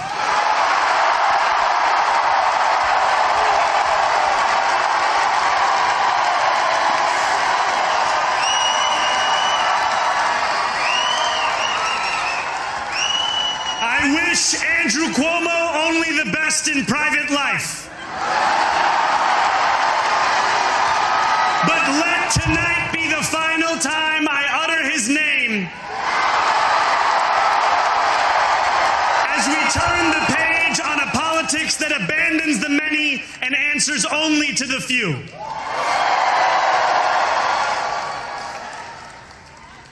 New York, tonight you have delivered a mandate for change. A mandate for a new kind of politics. A mandate for a city we can afford. And a mandate for a government that delivers exactly that. On January 1st, I will be sworn in as the mayor of New York City.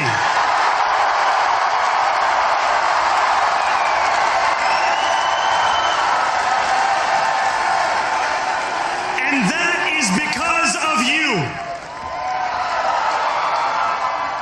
So before I say anything else, I must say this. Thank you. Thank you to the next generation of New Yorkers who refused to accept that the promise of a better future was a relic of the past. You showed that when politics speaks to you without condescension, we can usher in a new era of leadership. Thank you for the subscribe. Thank you, St. Conflicts. We will fight for you because we are you. Or as we say on Steinway, ana minkum wa ilaykum. Nice. Thank you to those so often forgotten by the politics of our city who made this movement their own. I speak of Yemeni bodega owners and Mexican abuelas, Senegalese taxi drivers and Uzbek nurses, Trinidadian line cooks and Ethiopian aunties. Yes, aunties. To every New Yorker in Kensington and Midwood and Hunts Point, know this. This city is your city, and this democracy is yours too. This campaign is about people like Wesley, an $11.99 organizer I met outside of Elmhurst Hospital on Thursday night. A New Yorker who lives elsewhere, who commutes 2 hours each way from Pennsylvania because rent is too expensive in this city. It's about people like the woman I met on the BX 33 years ago, who said to me, I used to love New York, but now it's just where I live. And it's about people like Richard, the taxi driver I went on a 15-day hunger strike with outside of City Hall, who still has to drive his cab 7 days a week. My brother, we are in City Hall now.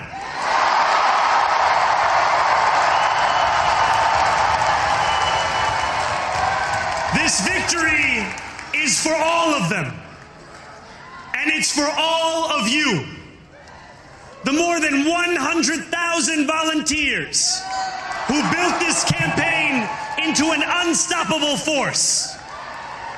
Because of you, we will make this city one that working people can love and live in again.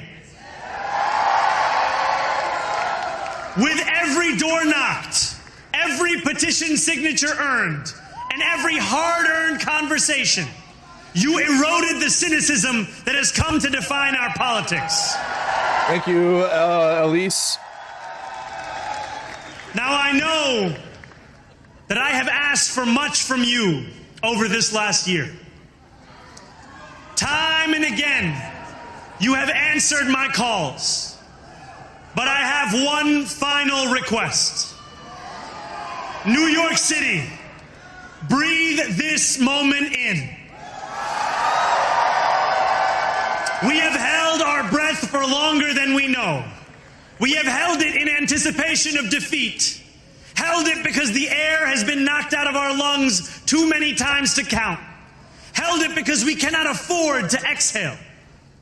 Thanks to all of those who sacrificed so much, we are breathing in the air of a city that has been reborn.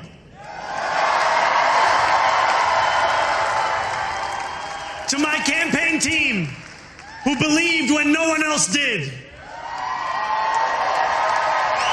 and who took an electoral project and turned it into so much more, I will never be able to express the depth of my gratitude. You can sleep now. To my parents, Mama and Baba, you have made me into the man I am today. I am so proud to be your son. And to my incredible wife, Rama,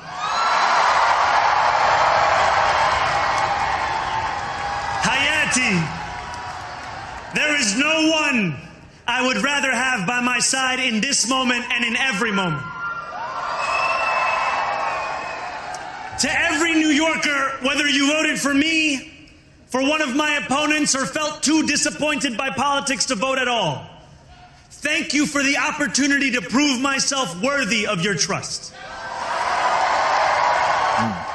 I will wake each morning with a singular purpose: to make this city better for you than it was the day before. There are many who thought this day would never come, who feared that we would be condemned only to a future of less, with every election consigning us simply to more of the same. And there are others who see politics today as too cruel for the flame of hope to still burn. New York, we have answered those fears. Tonight we have spoken in a clear voice. Hope is alive. Hope is a decision that tens of thousands of New Yorkers made day after day. Volunteer shift after volunteer shift, despite attack ad after attack ad. More than 1 million of us stood in our churches, in gymnasiums, in community centers, as we filled in the ledger of democracy. And while we cast our ballots alone, we chose hope together. Hope over tyranny. Hope over big money and small ideas. Hope over despair. We won because New Yorkers allowed themselves to hope that the impossible could be made possible. And we won because we insisted that no longer would politics be something that is done to us. Now it is something that we do.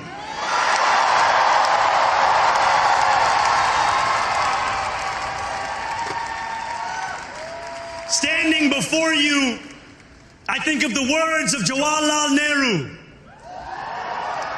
A moment comes but rarely in history when we step out from the old to the new, when an age ends and when the soul of a nation long suppressed finds utterance. Tonight we have stepped out from the old into the new.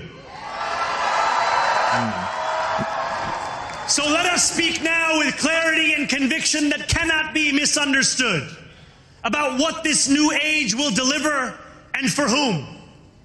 This will be an age where New Yorkers expect from their leaders a bold vision of what we will achieve, rather than a list of excuses for what we are too timid to attempt. Central to that vision will be the most ambitious agenda to tackle the cost of living crisis that this city has seen since the days of Fiora LaGuardia.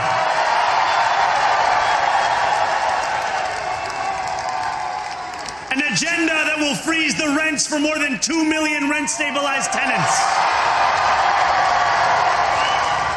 Make buses fast and free. And deliver universal child care across our city. Years from now, may our only regret be that this day took so long to come. This new age will be one of relentless improvement. We will hire thousands more teachers.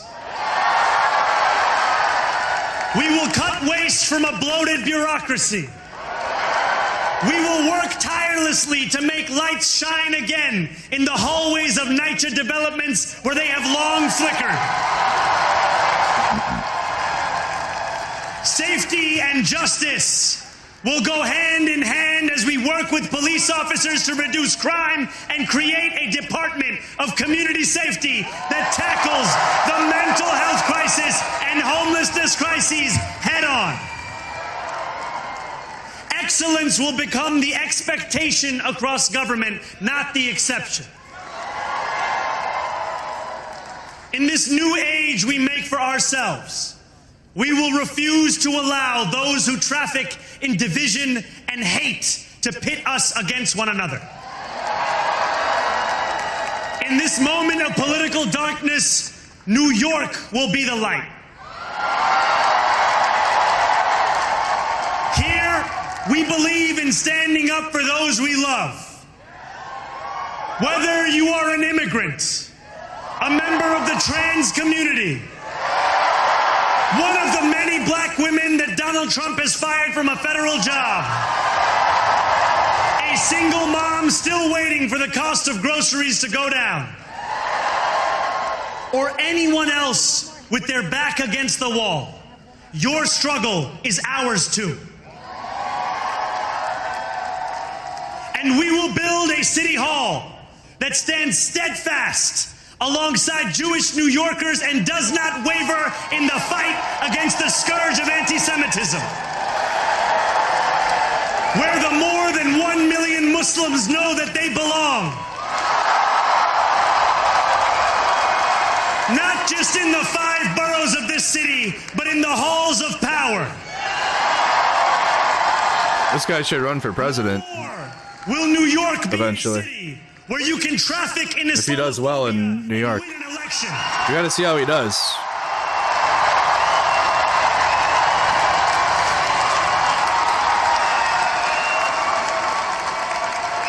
This new age will be defined by a competence and a compassion that have too long been placed at odds with one another.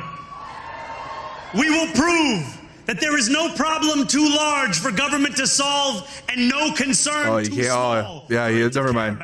Yeah, he can't. Yeah, it'd be against the rules. He can't. Yeah, you're right. Yeah, those in City Hall have only helped those who can help them. That Democrats could change the rules. We will usher in a city government that helps. If we could have a pedophile run the country, I mean, shit, I don't care. If we have someone who wasn't born here run it. Our message only through the prism of misinformation. Tens of millions of dollars have been spent to redefine reality and to convince our neighbors that this new age is something that should frighten them. As has so often occurred, the billionaire class has sought to convince those making $30 an hour that their enemies are those earning $20 an hour.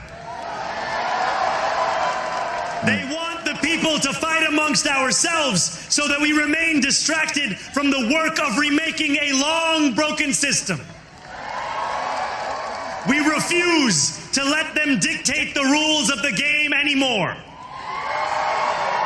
They can play by the same rules as the rest of us. Together, we will usher in a generation of change.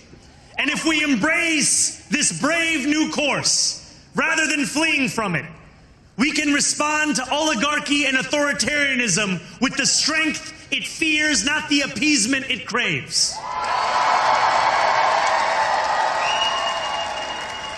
After all, if anyone can show a nation betrayed by Donald Trump how to defeat him, it is the city that gave rise to him.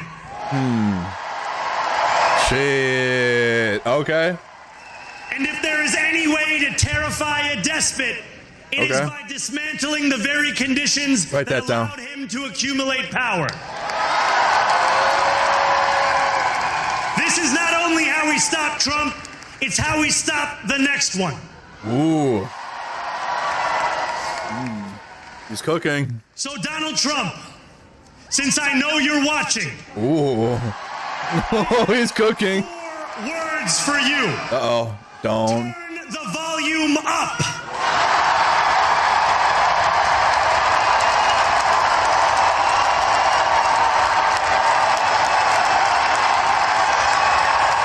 Honestly, don't fuck with me, but that works too. Crazy. He said, turn the volume up. We will hold bad landlords to account because the Donald Trumps of our city have grown far too comfortable taking advantage of their tenants. The Donald Trumps of the city. Put an end to the culture of corruption that has allowed billionaires like Trump to evade taxation and exploit tax breaks. Hit him. We will stand alongside unions and expand labor protections because we know, just as Donald Trump does, that when working people have ironclad rights, the bosses who seek to extort them become very small indeed. New York will remain a city of immigrants, a city built by immigrants, powered by immigrants, and as of tonight, led by an immigrant. Got him. Bars.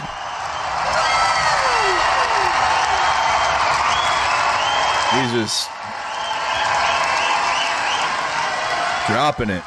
So hear me, President Trump, when I say this. To get to any of us, you will have to get through all of us. Nice.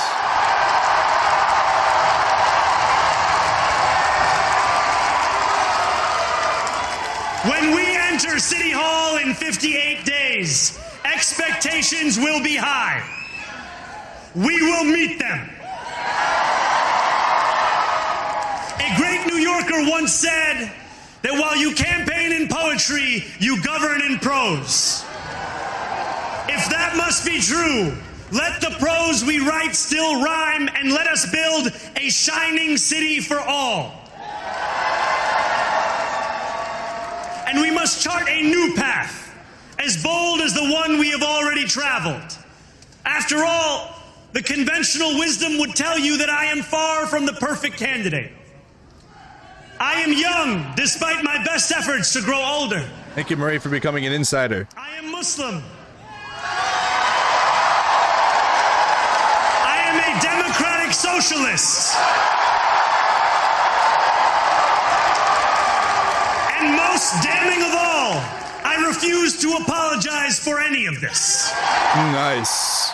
Hell yeah. And yet, if tonight teaches us anything, it is that convention has held us back. We have bowed at the altar of caution, and we have paid a mighty price. Too many working people cannot recognize themselves in our party. And too many among us have turned to the right for answers to why they've been left behind. We will leave mediocrity in our past. No longer will we have to open a history book for proof that Democrats can dare to be great. Let's go. Our greatness will be anything but abstract. It will be felt by every rent-stabilized tenant who wakes up on the first of every month, knowing the amount they're going to pay hasn't soared since the month before. It will be felt by each grandparent who can afford to stay in the home they have worked for, and whose grandchildren live nearby because the cost of childcare didn't send them to Long Island. It will be felt by the single mother who is safe on her commute and whose bus runs fast enough that she doesn't have to rush school drop-off to make it to work on time. And it will be felt when New Yorkers open their newspapers in the morning and read headlines of success, not scandal. Most of all, it will be felt by each New Yorker when the city they love finally loves them back. Together, New York, we're going to freeze the... Together, New York, we're going to make buses fast and... Together, New York, we're going to deliver universal... Let the words we've spoken together, the dreams we've dreamt together, become the agenda we deliver together. It's got to be this and nothing else. Like, New York, this power, it's yours. This city belongs to you. Thank you. Wow. What a fucking speech. Jesus! Calm down.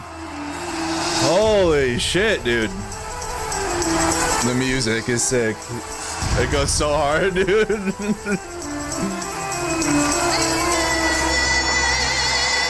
He did the 8 Mile, dude. He hit him with the I am white trash. I do live in a trailer with my mom. Or whatever, like from 8 Mile, if you guys seen that with Eminem. He's like, I am a democratic socialist. I am Muslim. And what? And what of it? I love all this. This will make him so mad. Hell yeah. MAGA's gonna be so mad. They're seething right now. They are seething right now.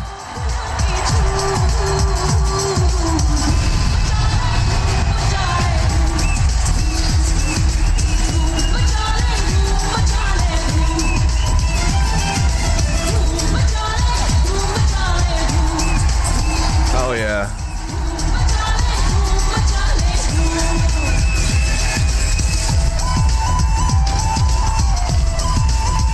They are so mad right now.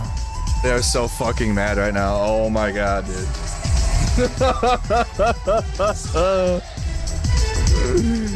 Oh boy. I love that. I love the whole energy. The fuck you energy. He had him chanting. He had him chanting like that was crazy. What the hell? What the fuck? So that's my politics, right? Right? So that's my politics, and anything else is, I'm not even gonna try to pretend to be energized for it. Okay? All of that. Everything that just happened, that's my politics now, okay? So, I mean, and I love the fact that he went right at Trump. He, like, you know how usually in these situations, Democrats, when they win, they try to play games and they like dance around it. Nah, Zohran was like, and to Donald Trump's bitch ass. And to Trump's ass. Listen. Went right at him.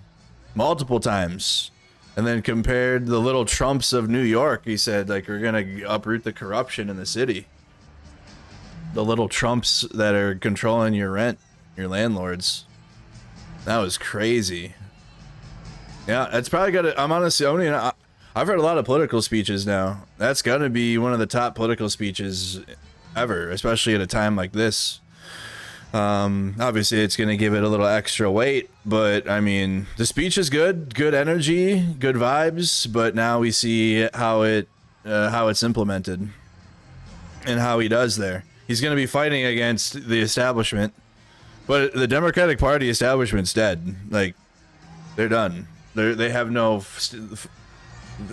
motion. So, and that's what's really the approval rating is the Democratic establishment. It's not the people that are gonna actually vote for politicians like this that will go with the Democratic Party because they'll have the funding, obviously, because they got to be smart. Zohran is smart to do it this way. It's the only way you can, at least right now, the current status. But the establishment Democrats, they don't have any motion anymore, especially with how fascist the Republican Party is. Like, no one wants that. No one wants centrist bullshit.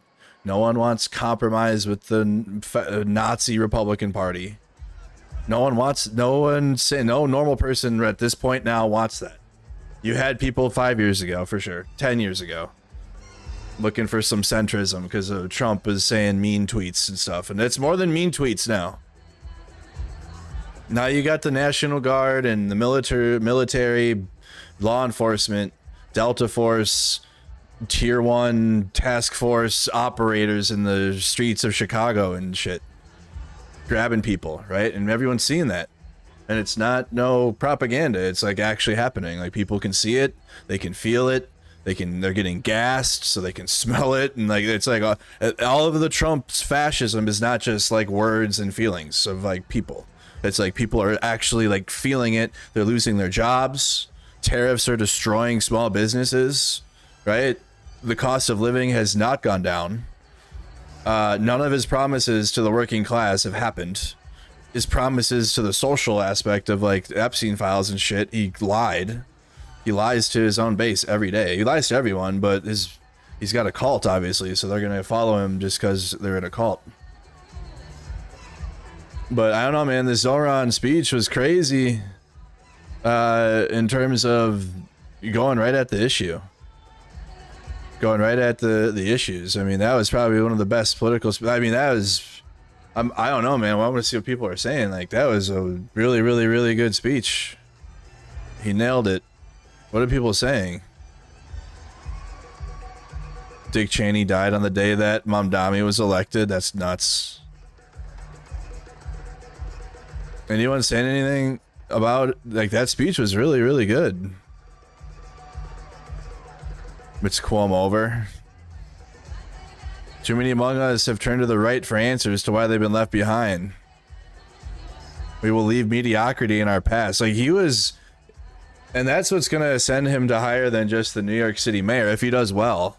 If he does well there and does things that he can actually accomplish, and it doesn't have to be a lot, like, just because no one's going to really expect him to change everything, but I mean, he can do well and like prove himself and then obviously ascend higher. But that's down the road, though. That won't be right now. Mamdani taunts Trump in his victory speech. Yeah, that turn the volume up is nuts. He told him, I have 4 words for you. Turn the volume up. I thought he was going to say, don't fuck with me. That would have been hard, too. Either one would have been hard. But turn the volume up was pretty hard. Here you go. Here's that moment. Here's that moment in the speech. So Donald Trump, since I know you're watching, I have 4 words for you. Turn the volume up.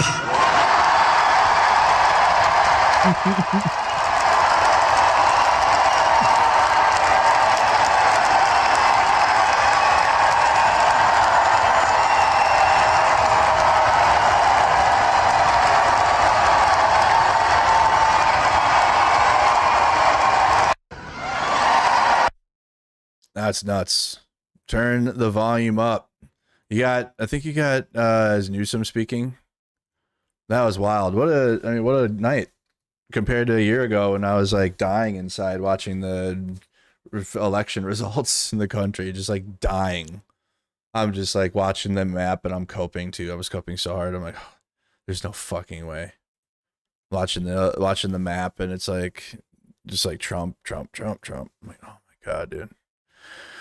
So complete difference. This part went hard too. If anyone could show a nation betrayed by Trump how to defeat him, it's the city that gave rise to him. After all, if anyone can show a nation betrayed by Donald Trump how to defeat him, it is the city that gave rise to him.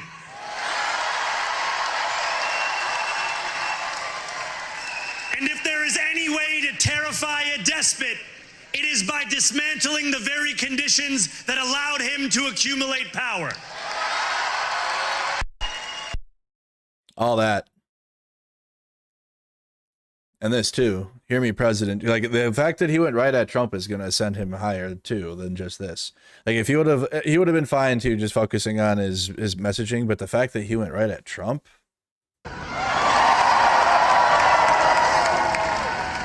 He's going to have even more. I think he's a populist and he's smart. So he knows he's going to, like, even though he's mayor, he's going to need support too, like moral support nationally too, or like people that will show up, or like even more, because Trump's going to be fucking with New York City. He will be, because Zohran won. Because Cuomo was his choice to be a yes man, and Cuomo would have done whatever Trump wanted. Even though he's a Democrat, he still would have done whatever Trump wanted. And Mamdani won't. And Trump will start to fuck with New York City like he has with DC, Chicago, Memphis, LA, now especially, and he's going to have political willpower in the right wing because of how Nazi they are, right? And they've been calling him a communist, jihadist, and all this. Like they already have bigoted political will for Trump to fuck with New York City now, and so I think this was a smart move to do, to be like, hey, listen, like. And he knows it too. He knows Trump's gonna try to fuck with New York City even harder than he has been. But I'm talking about a surge of ICE, a surge of everything that we've been seeing in the streets is gonna likely happen. Very likely happen in New York City. So Donald Trump, since I know you're watching, I have 4 words for you. I went hard. We will put an end to the culture of corruption that has allowed billionaires like Trump to evade taxation and exploit tax breaks. We will stand alongside unions and expand labor protections because we know, just as Donald Trump does, that when working people have ironclad rights, the bosses who seek to extort them become very small indeed.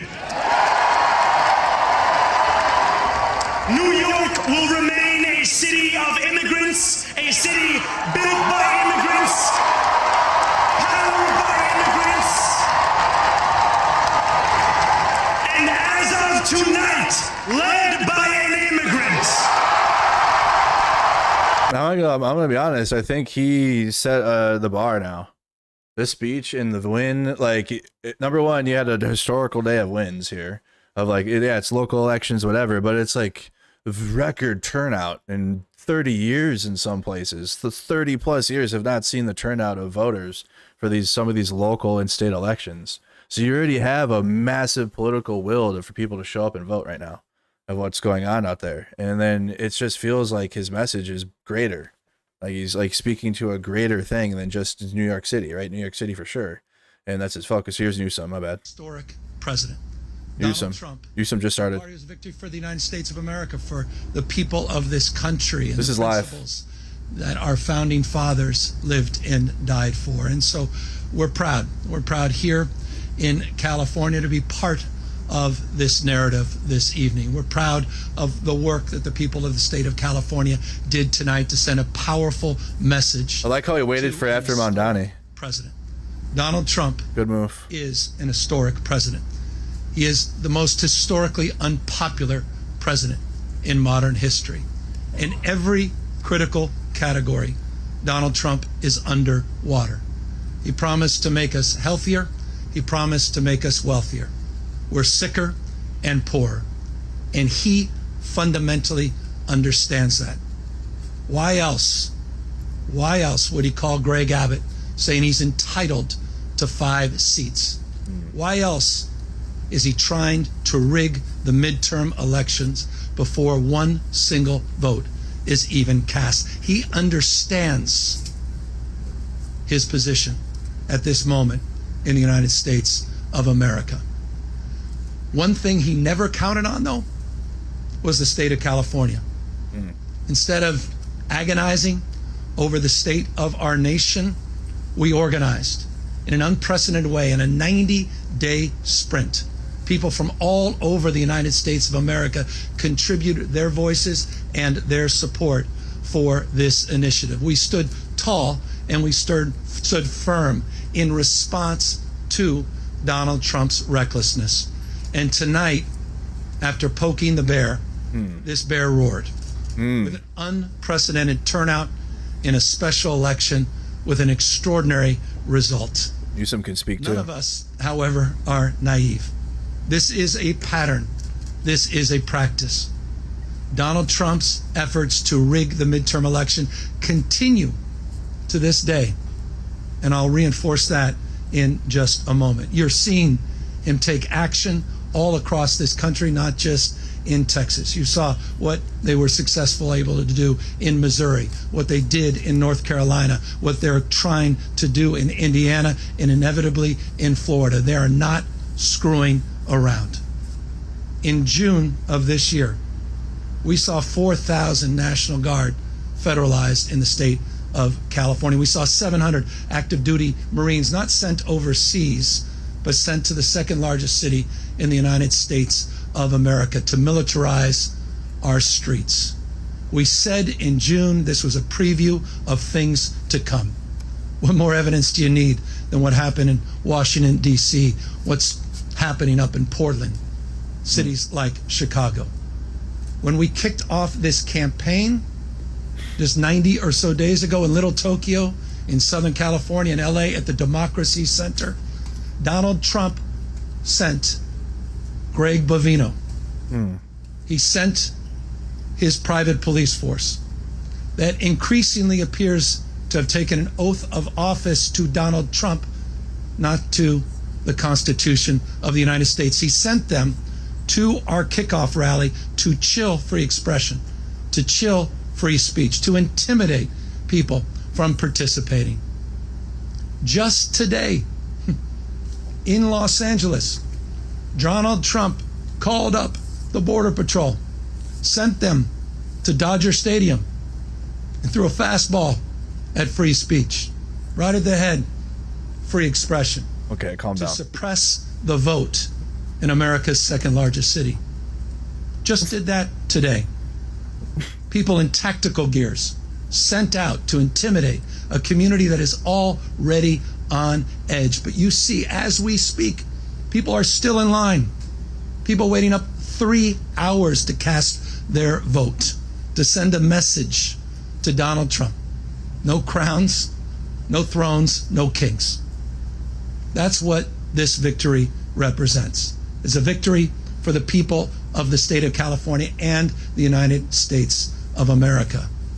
And this is a victory that's punctuated with a sober reminder that it's not just the actions that Donald Trump has taken to federalize our guard, to begin the process of militarizing American cities, to intimidate free expression and speech by utilizing ICE and Border Patrol in America's cities.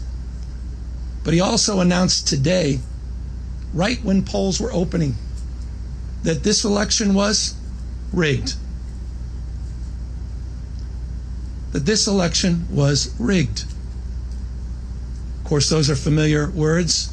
It's exactly what Donald Trump said after January 6th, that day of love, where he tried to light democracy on fire. He tried to wreck this country. Day of love. Called in to the Secretary of State in Georgia, calling up for 12,000 votes, just like he called Greg Abbott, saying he's entitled to those 5 seats. He said this election was rigged, and he's moving to look for criminal prosecution and investigations at the Department of Justice. He is not screwing around. So tonight, I'm proud, but I'm very mindful and sober of the moment we are living in. Donald Trump does not believe in fair and free elections. Right. Period and full stop. This is not complicated, and it's self-evident to anyone paying attention. You start to stack up all of these actions that continue to this moment and will continue in moments to come. If you think I'm exaggerating, no, you're right. So announcement just a few weeks ago to send rapid response teams all across the United States, in all 50 states, tens of thousands of members of the military prepared for urban deployment. A preview of things to come. Right. He's right. Back to this state. But he needs to he needs to not gas and tear gas people that are standing against it. To stand firm and to stand and support his protest, the protesters. To not be humiliated, to not fall prey to cynicism, to not fall prey to fear and the anxiety of someone that believes in only one thing: shock and awe, to intimidate and exhaust us. But we're seeing all across this country, 7 million people strong, standing up, not just for themselves, but for each other and for these enduring and historic principles of our founding fathers. And I'll end on that. Next year is the 250th anniversary of the best of Roman Republic, the best of Greek democracy. This fundamental notion of a system of checks and balances, of popular sovereignty, the rule of law. Mr. President, the rule of law, not the rule of dawn. And I hope it's dawning on people, the sobriety of this moment, what's at stake. Tonight, as I said, is an extraordinary moment for our party, but again, it's an extraordinary moment affirming those principles. Our founding fathers did not live and die to see the kind of vandalism to this republic and our democracy that Donald Trump is trying to perpetuate. And so my call tonight, in the spirit of Whitman, we talked about the powerful play, goes on. We all must contribute a verse. And so we need the state of Virginia. We need the state of Maryland. We need our friends in New York and Illinois and Colorado. We need to see other states with the remarkable leaders that have been doing remarkable things meet this moment head on as well, to recognize what we're up against in 2026. And let me make this crystal clear.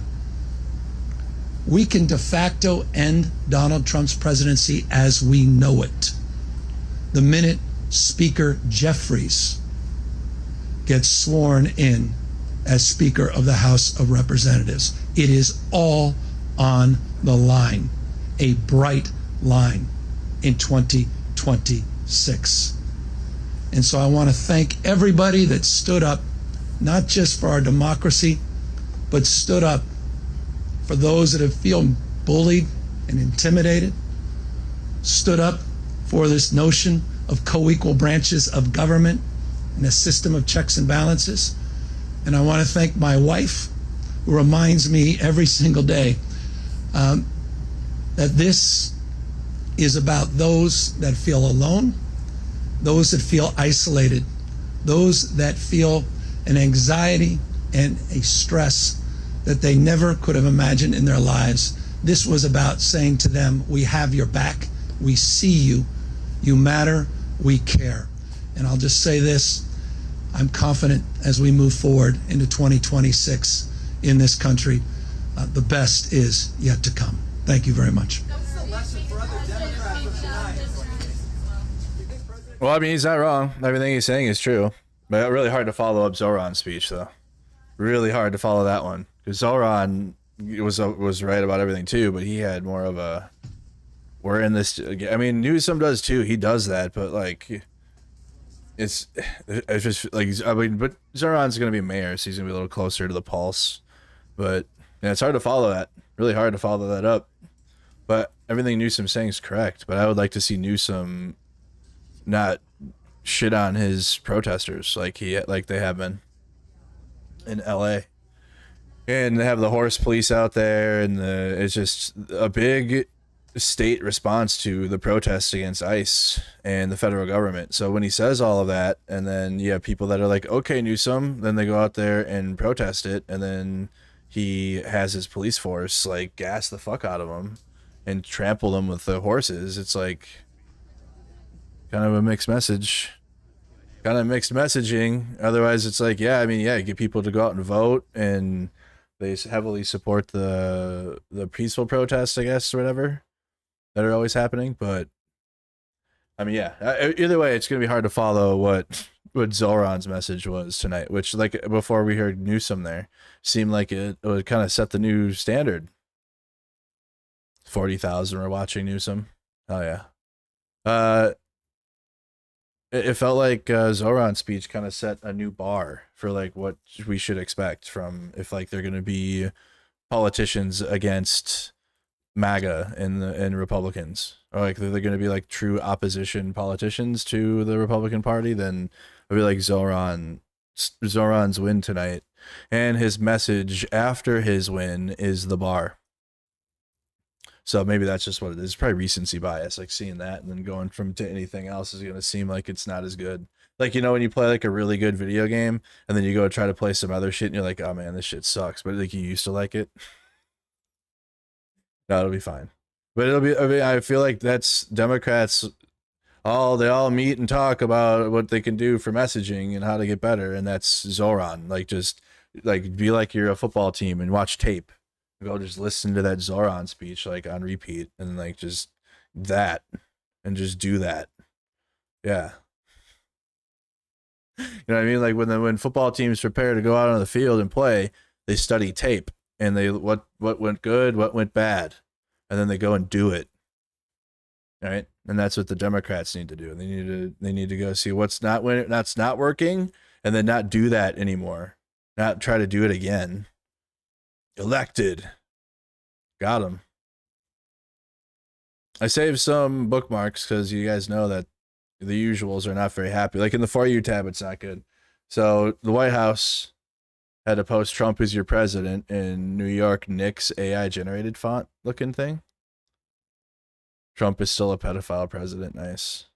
So they posted that, I guess. Democrats reposted Bing Bong. George Santos is upset. Fuck you, Curtis Sliwa. I hate you. Your dumb wife, that stupid beret, and all of your fucking cats. So George Santos is making a comeback. I think he's going to have a position in the Department of Justice. I'm not kidding. That's the guy who was like fraud. He was like Catch Me If You Can guy. He like lied about everything. and like, got elected and stuff. Yeah, John Rocker, loser, former MLB pitcher. Taxis will be replaced by camels. Women will be forced to cover themselves head to toe. New York NYPD will be replaced with religious police. All hot dog stands will be replaced with goat meat stands. This is what you voted for. Jesus, dude. Bryland Hollyhan, the new Israel handpicked Charlie Kirk. Bryland Hollyhand said, never forget. Tonight, New York forgot. Mike Johnson, he's not happy either. Democrats in New York City have chosen a true extremist and Marxist, and the consequences will be felt across our entire nation. They're not happy, I guess. Democrat Party's transformation to radical big government socialist party. House Democrats endorse Mamdani's dangerous policies, including defunding the police, seizing private property, and massive tax increases. Now every House Democrat incumbent and candidate will co-own Mamdani's disastrous record in 2026 midterm. Blah, blah, blah, blah, blah, blah, blah. Meanwhile, Republicans are fighting alongside President Trump to lower costs, make streets safer, secure our border. 9/11. Whole bunch of words.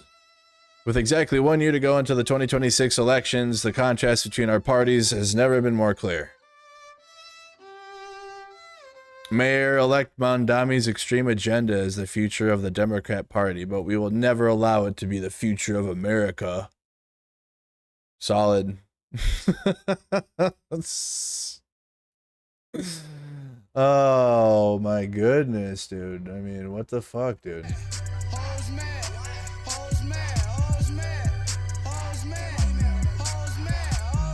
I'm horrified. Horrified, disgusted. Democrats just elected an attorney general who openly fantasizes about murdering Republicans. How am I supposed to raise my children in a state with an attorney general who think I'm a victim? We're victims. I hope Curtis Sliwa is happy. Yeah, Curtis. Yeah, Curtis. How dare you run as a Republican? Yeah, you should have dropped out so they could have voted for the Democrat. Or the independent Democrat? I don't know. I've seen earlier speeches by Mamdani.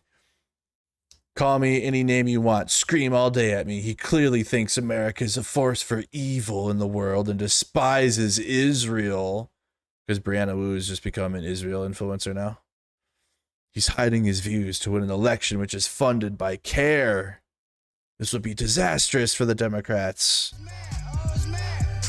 Stay mad. Stay mad. Riley Gaines, like I said, we've got a lot of work to do to make sure midterms aren't a disaster. Seething. Got a lot of work to do. Shit's fucked. Woke is back.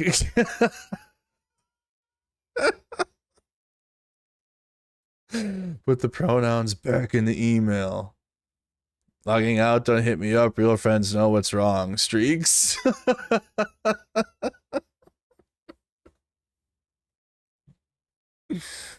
Oh boy. Oh no, not Charlie. They were supposed to go out there and vote for Charlie and they didn't. Charlie Kirk was assassinated in cold blood just 2 months ago, and America just saw a blue wave.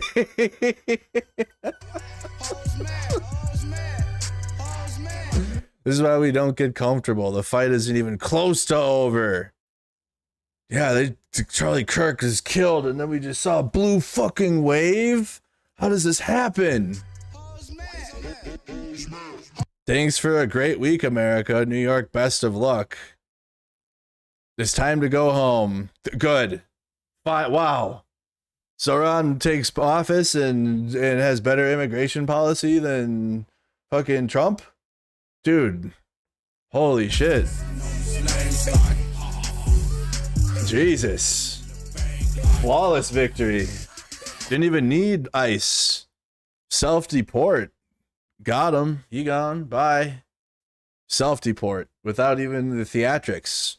They can have their own theatrics on their social media and make it like that and cry, but no fascism, no raids in the streets to go and get this guy. Just bye. Okay, go by. Go home. Get him out. Get the hell out of here. When I was little, I dreamed of living in New York City. Now I don't even want to visit. Okay. Okay, you think they want you there? Do you think they want your... do you think they give a fuck how many people live in New York City? Think they care if like another person showed up? Oh, it's like one less person. Like they're probably happy. They're like, oh, thank God, one less person to take food and resources. We're just, so many people are here. We did this for Charlie Kirk. What is crazy? A third world communist won in New York City because New York is a third world city now. New York, third world city now.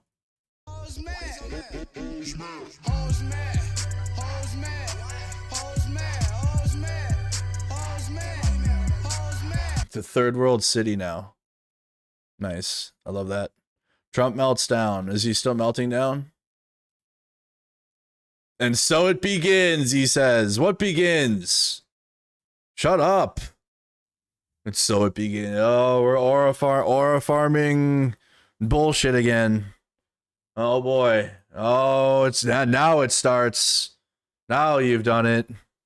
Oh my God, dude. They're like the stars of their own TV show. God, make it stop. Please. Please stop. Fucking God dang, dude. Like, we get it. Shit, dude. What are you, like... I'm mad. It's Trump right now. And it begins. We got work to do. Mamdani kicks off speech quoting the 5 times presidential candidate of the Socialist Party of America, Eugene Debs. Okay. Okay. Oh.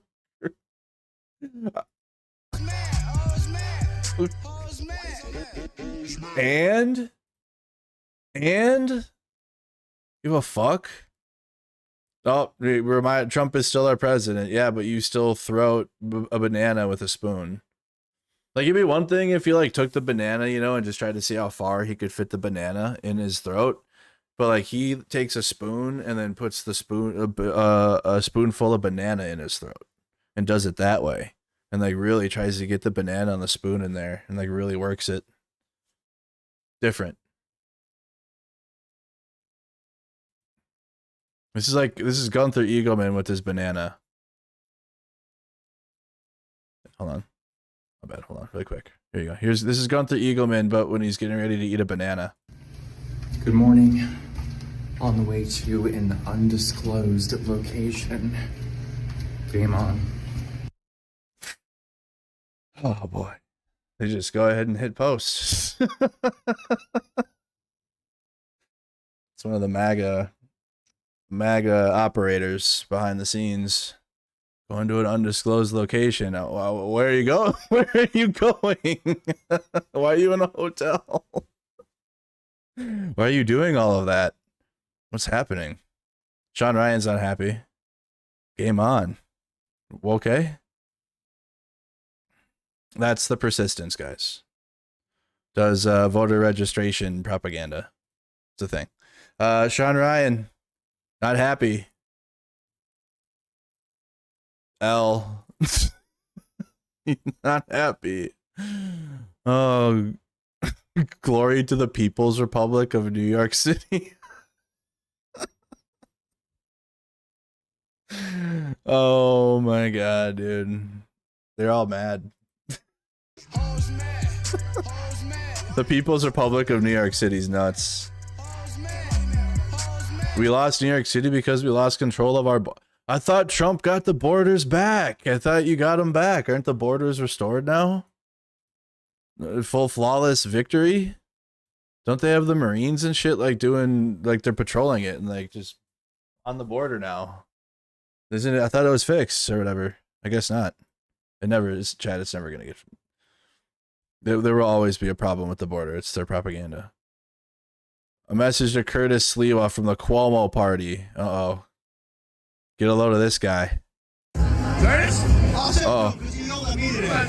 Hey, Curtis, you're a fucking scumbag like I said all along, all these months. You fucking got 8% of the vote. You split the fucking vote for the $7 million. You were a scumbag. I hope every New Yorker spits in your fucking face every single day.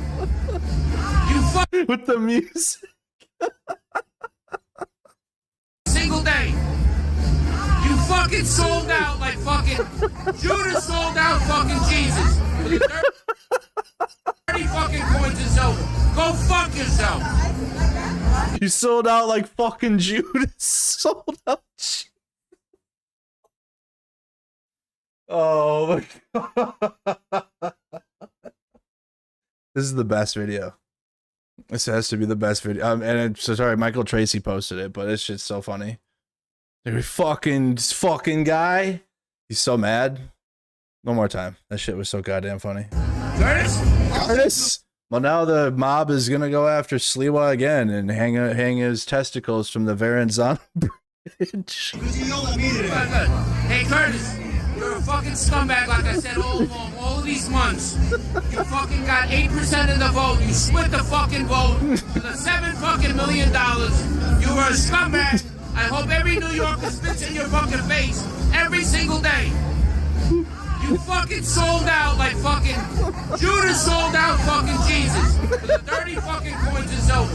Go fuck yourself. Sold out like Judas sold out Jesus.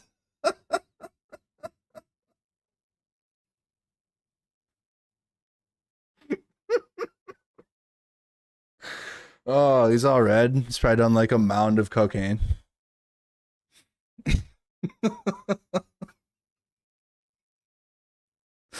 Guy's pissed. Where the meltdowns at? Any of the best right-wing meltdowns to laugh at? They're in the For You feed. The agony. Is there a video? Michael Rappaport posted no. No, you need videos. Curtis Sliwa, when I catch you. At this point, only 36% of expected. When I catch you. He's so. Oh boy. Living the fuck out.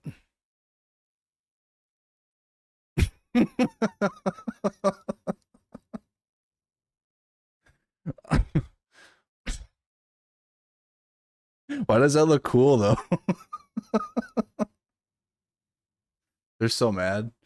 Socialism wins. No, it doesn't though. It doesn't win. Oh. Steve posted the So It Begins. Socialist has officially taken over New York City. What a day. You own the Democrats. Yeah, this is Democrats. Okay.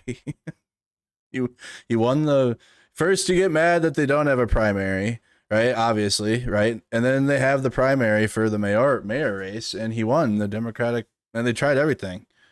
Democratic establishment tried everything to get Mamdani not to win, and he did anyways. So you want the primary or not? AOC's loving it. AOC's loving it right now. I'll never understand how anyone actually votes Democrat. From Insurrection Barbie. Nice. Chat, just post this everywhere. Anywhere. This is all you have to do. Don't even argue with MAGA. This is the meme now. Like, from now on. Whenever you hear them cry or something, just post this in their comments. Nothing else. All right? Nothing else. No words. Nothing else. There you go. I'm saying this with my full chest. Fuck you, Curtis Sliwa. Dang, dude. Guy can't even run as a Republican anymore. With his beret.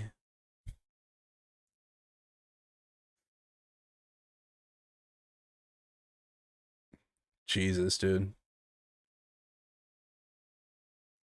Really so sad you can never run for president.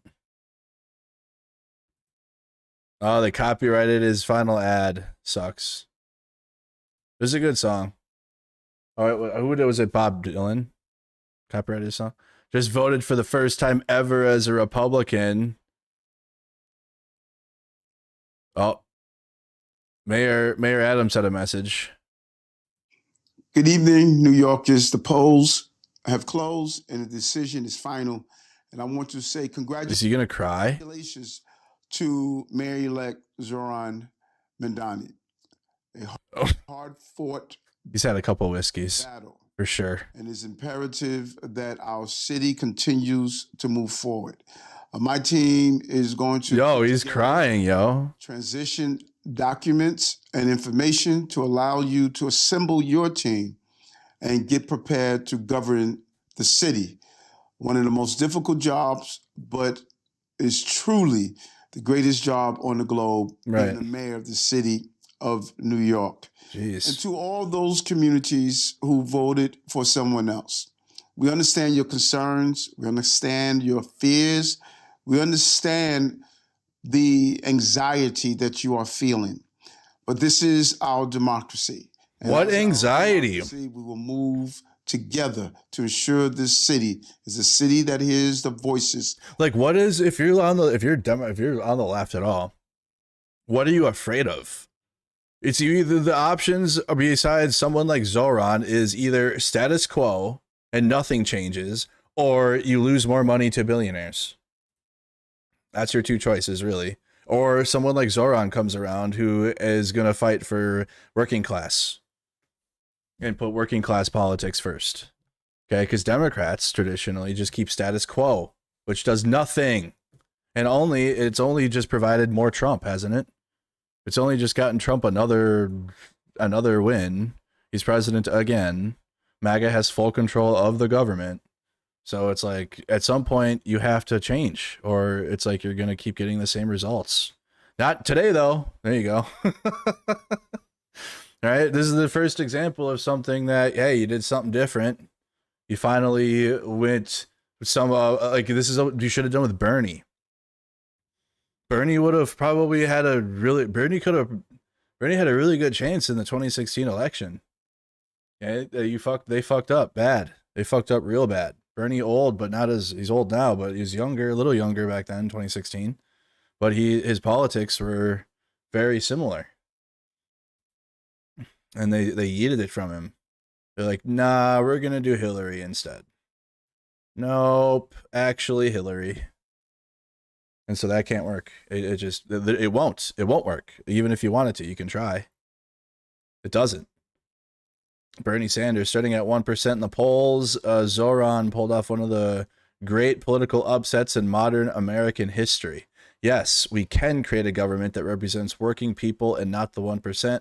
I look forward to working with Zohran as he builds a city that works for all. And there's Zohran with Bernie. It's great pictures. That's Trump. That's Trump on his truth. Is he gonna just? I bet you. No, I'll be on my gaming channel here soon, and Trump will just be truth and random shit here soon. Just off the wall shit, like, or he'll let Stephen Miller just use his account for a while. Let Stephen Miller just post. Dang, dude. What a night for election numbers and results. Oh, another message for Curtis Sliwa for the Cuomo.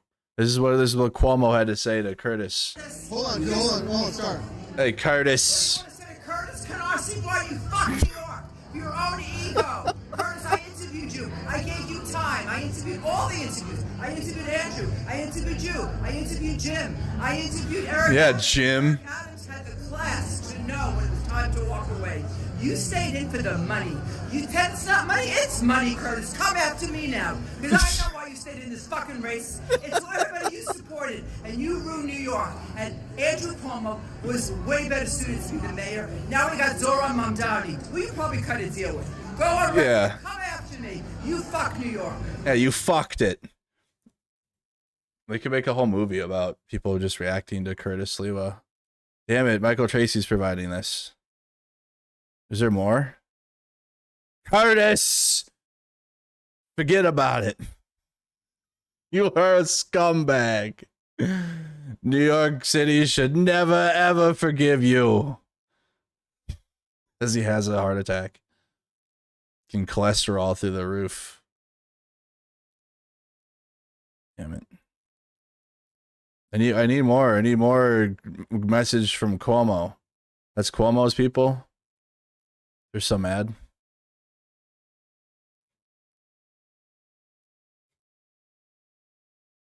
If when Mamdani completely destroys New York City, he will blame Trump. They're so mad. They're so mad.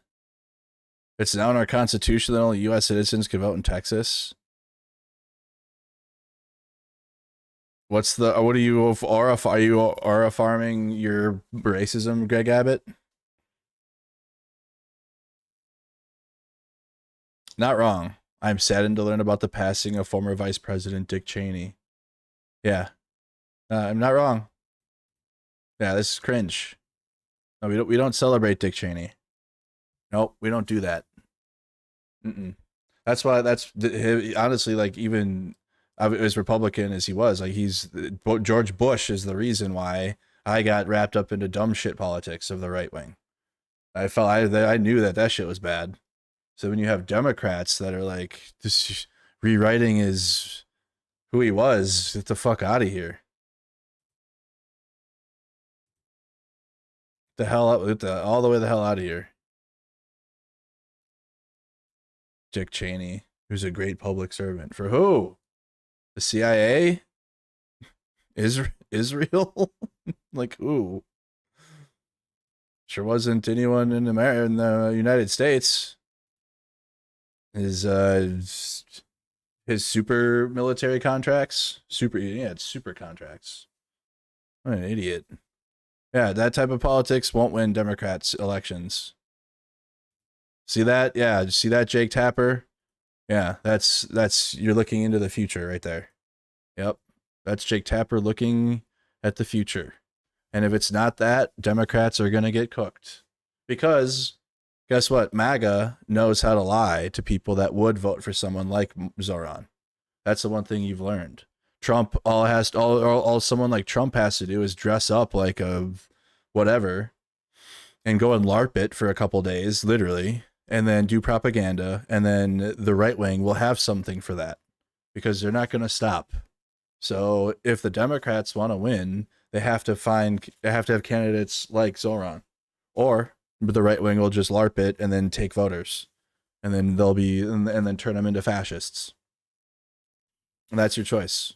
So establishment Democrats, this is your night to take notice of what the future looks like. It's not compromise with Republicans.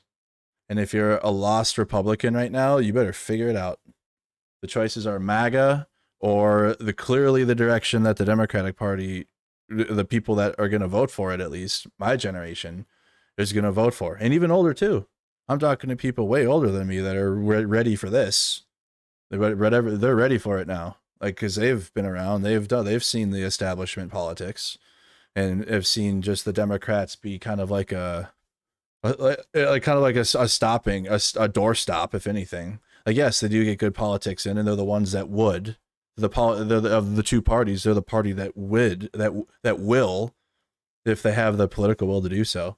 But even people older than me and older generations are ready for fresh and are ready for new. Instead of the same old. It doesn't work. It does not work. Anyone advocating for same old politics has lost the plot.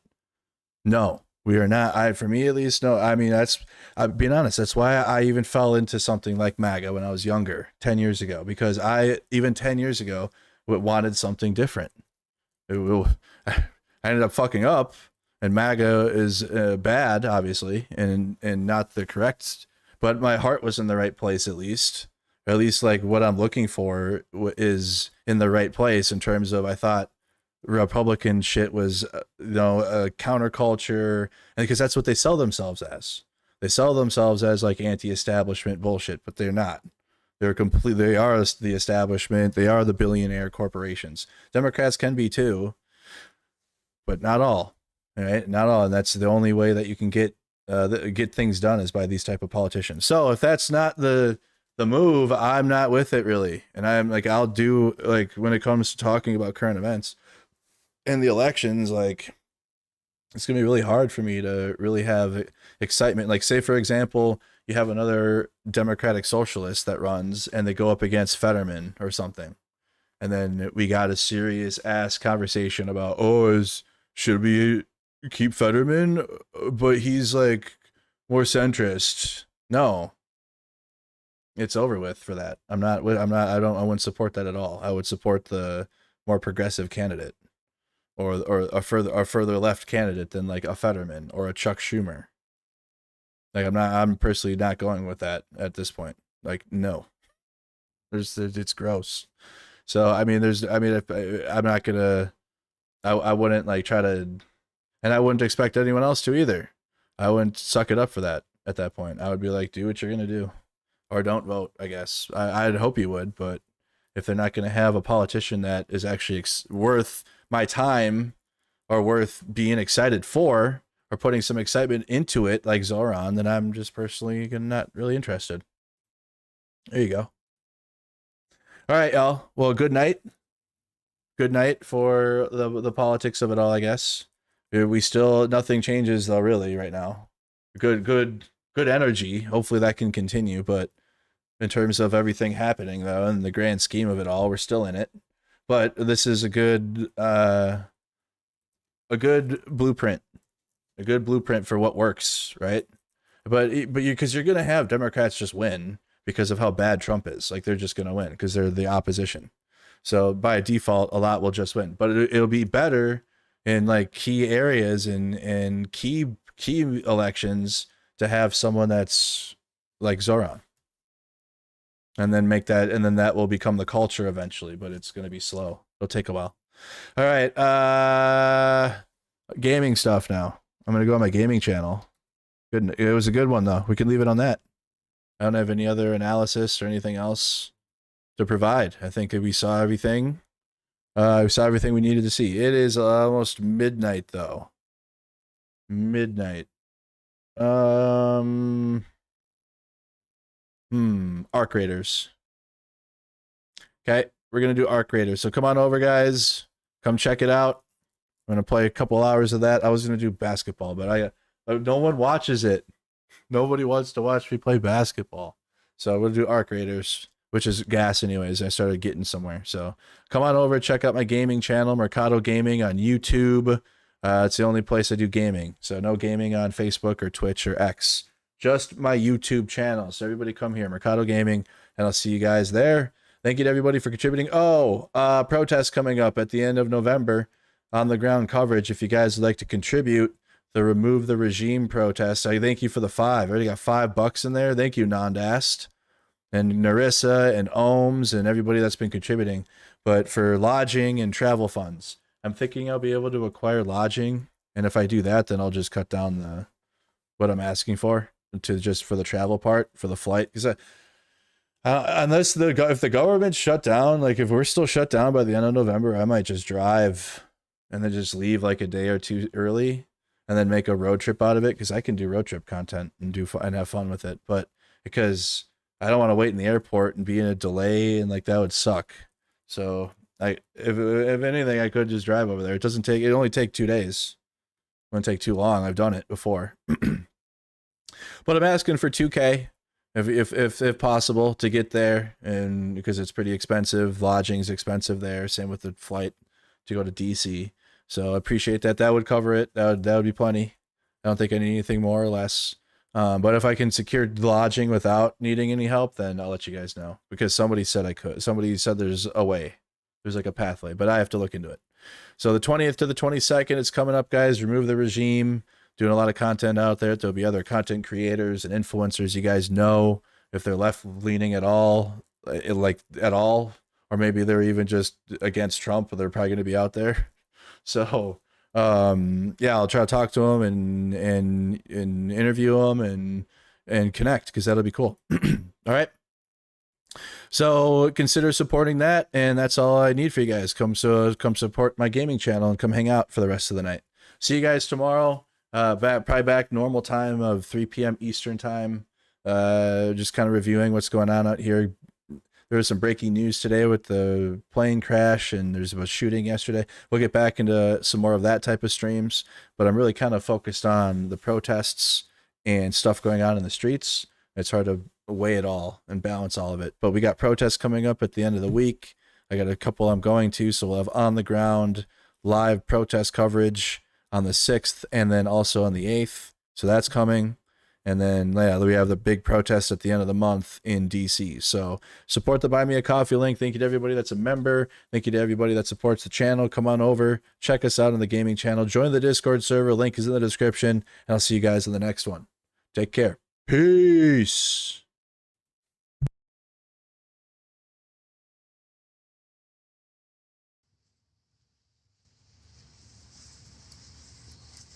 You late.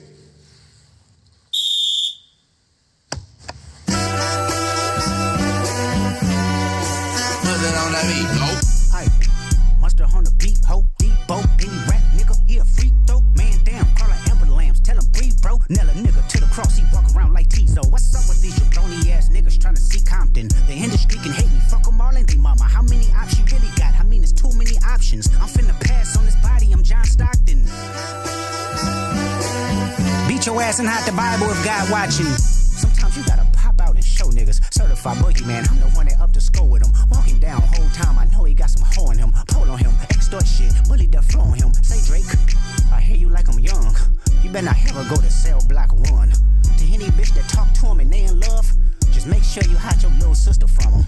They tell me Chubb's the only one that get your hand-me-downs. And party at the party playing with his nose now. And Baca got a weird case, why is he around? Certified lover boys, certified pedophiles. Wop, wop, wop, wop, wop. That fuck him up. Wop, wop, wop, wop, wop. I'ma do my stuff. Why you trolling like a bitch? Ain't you tired? Trying to strike a chord and it's probably A minor.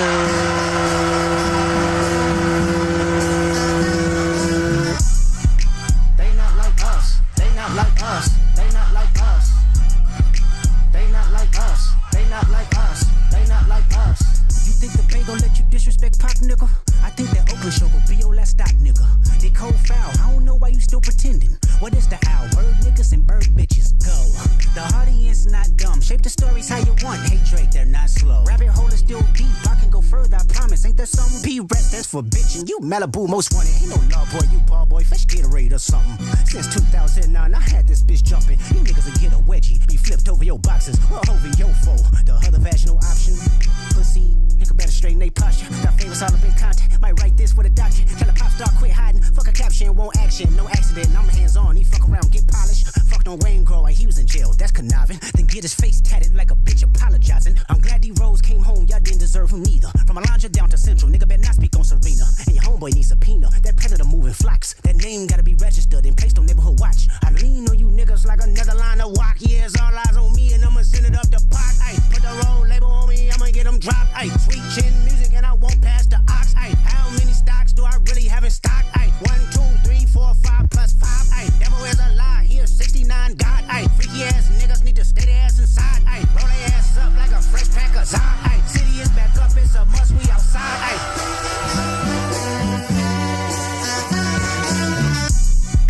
They not like us. They not like us. They not like us. They not like us. They not like us. They not like us. Once upon a time, all of us was in chains. Homie still double down, calling us some slaves. Atlanta was the mecca, building railroads and trains. Bear with me for a second, let me put y'all on game. The settlers was using town folk to make them richer. Fast forward 2024, you got the same agenda. You run to Atlanta when you need a check balance. Let me break it down for you, this the real nigga challenge. You caught Future when you didn't see the club. Ay, what? Little baby help you get your lingo up. What? 21 get your first street cred. Thug make you feel like you a slime in your head. Ay, what? Quavo said you can be from Northside. What? 2 Chainz say you good, but he lied. You run to Atlanta when you need a few dollars. No, you not a colleague, you a fucking colonizer. The family matter and the truth of the matter. Here was God's plan to show y'all the liar. He a fan, he a fan, he a fan. He a fan, he a fan, he a freaky ass nigga, he a 69 God. Freaky ass nigga, he a 69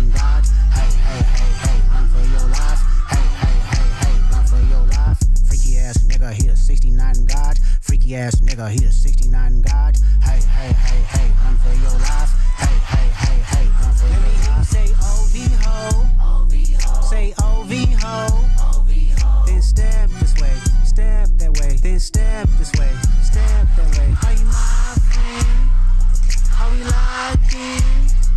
Then step this way, step that way, then step this way, step that way.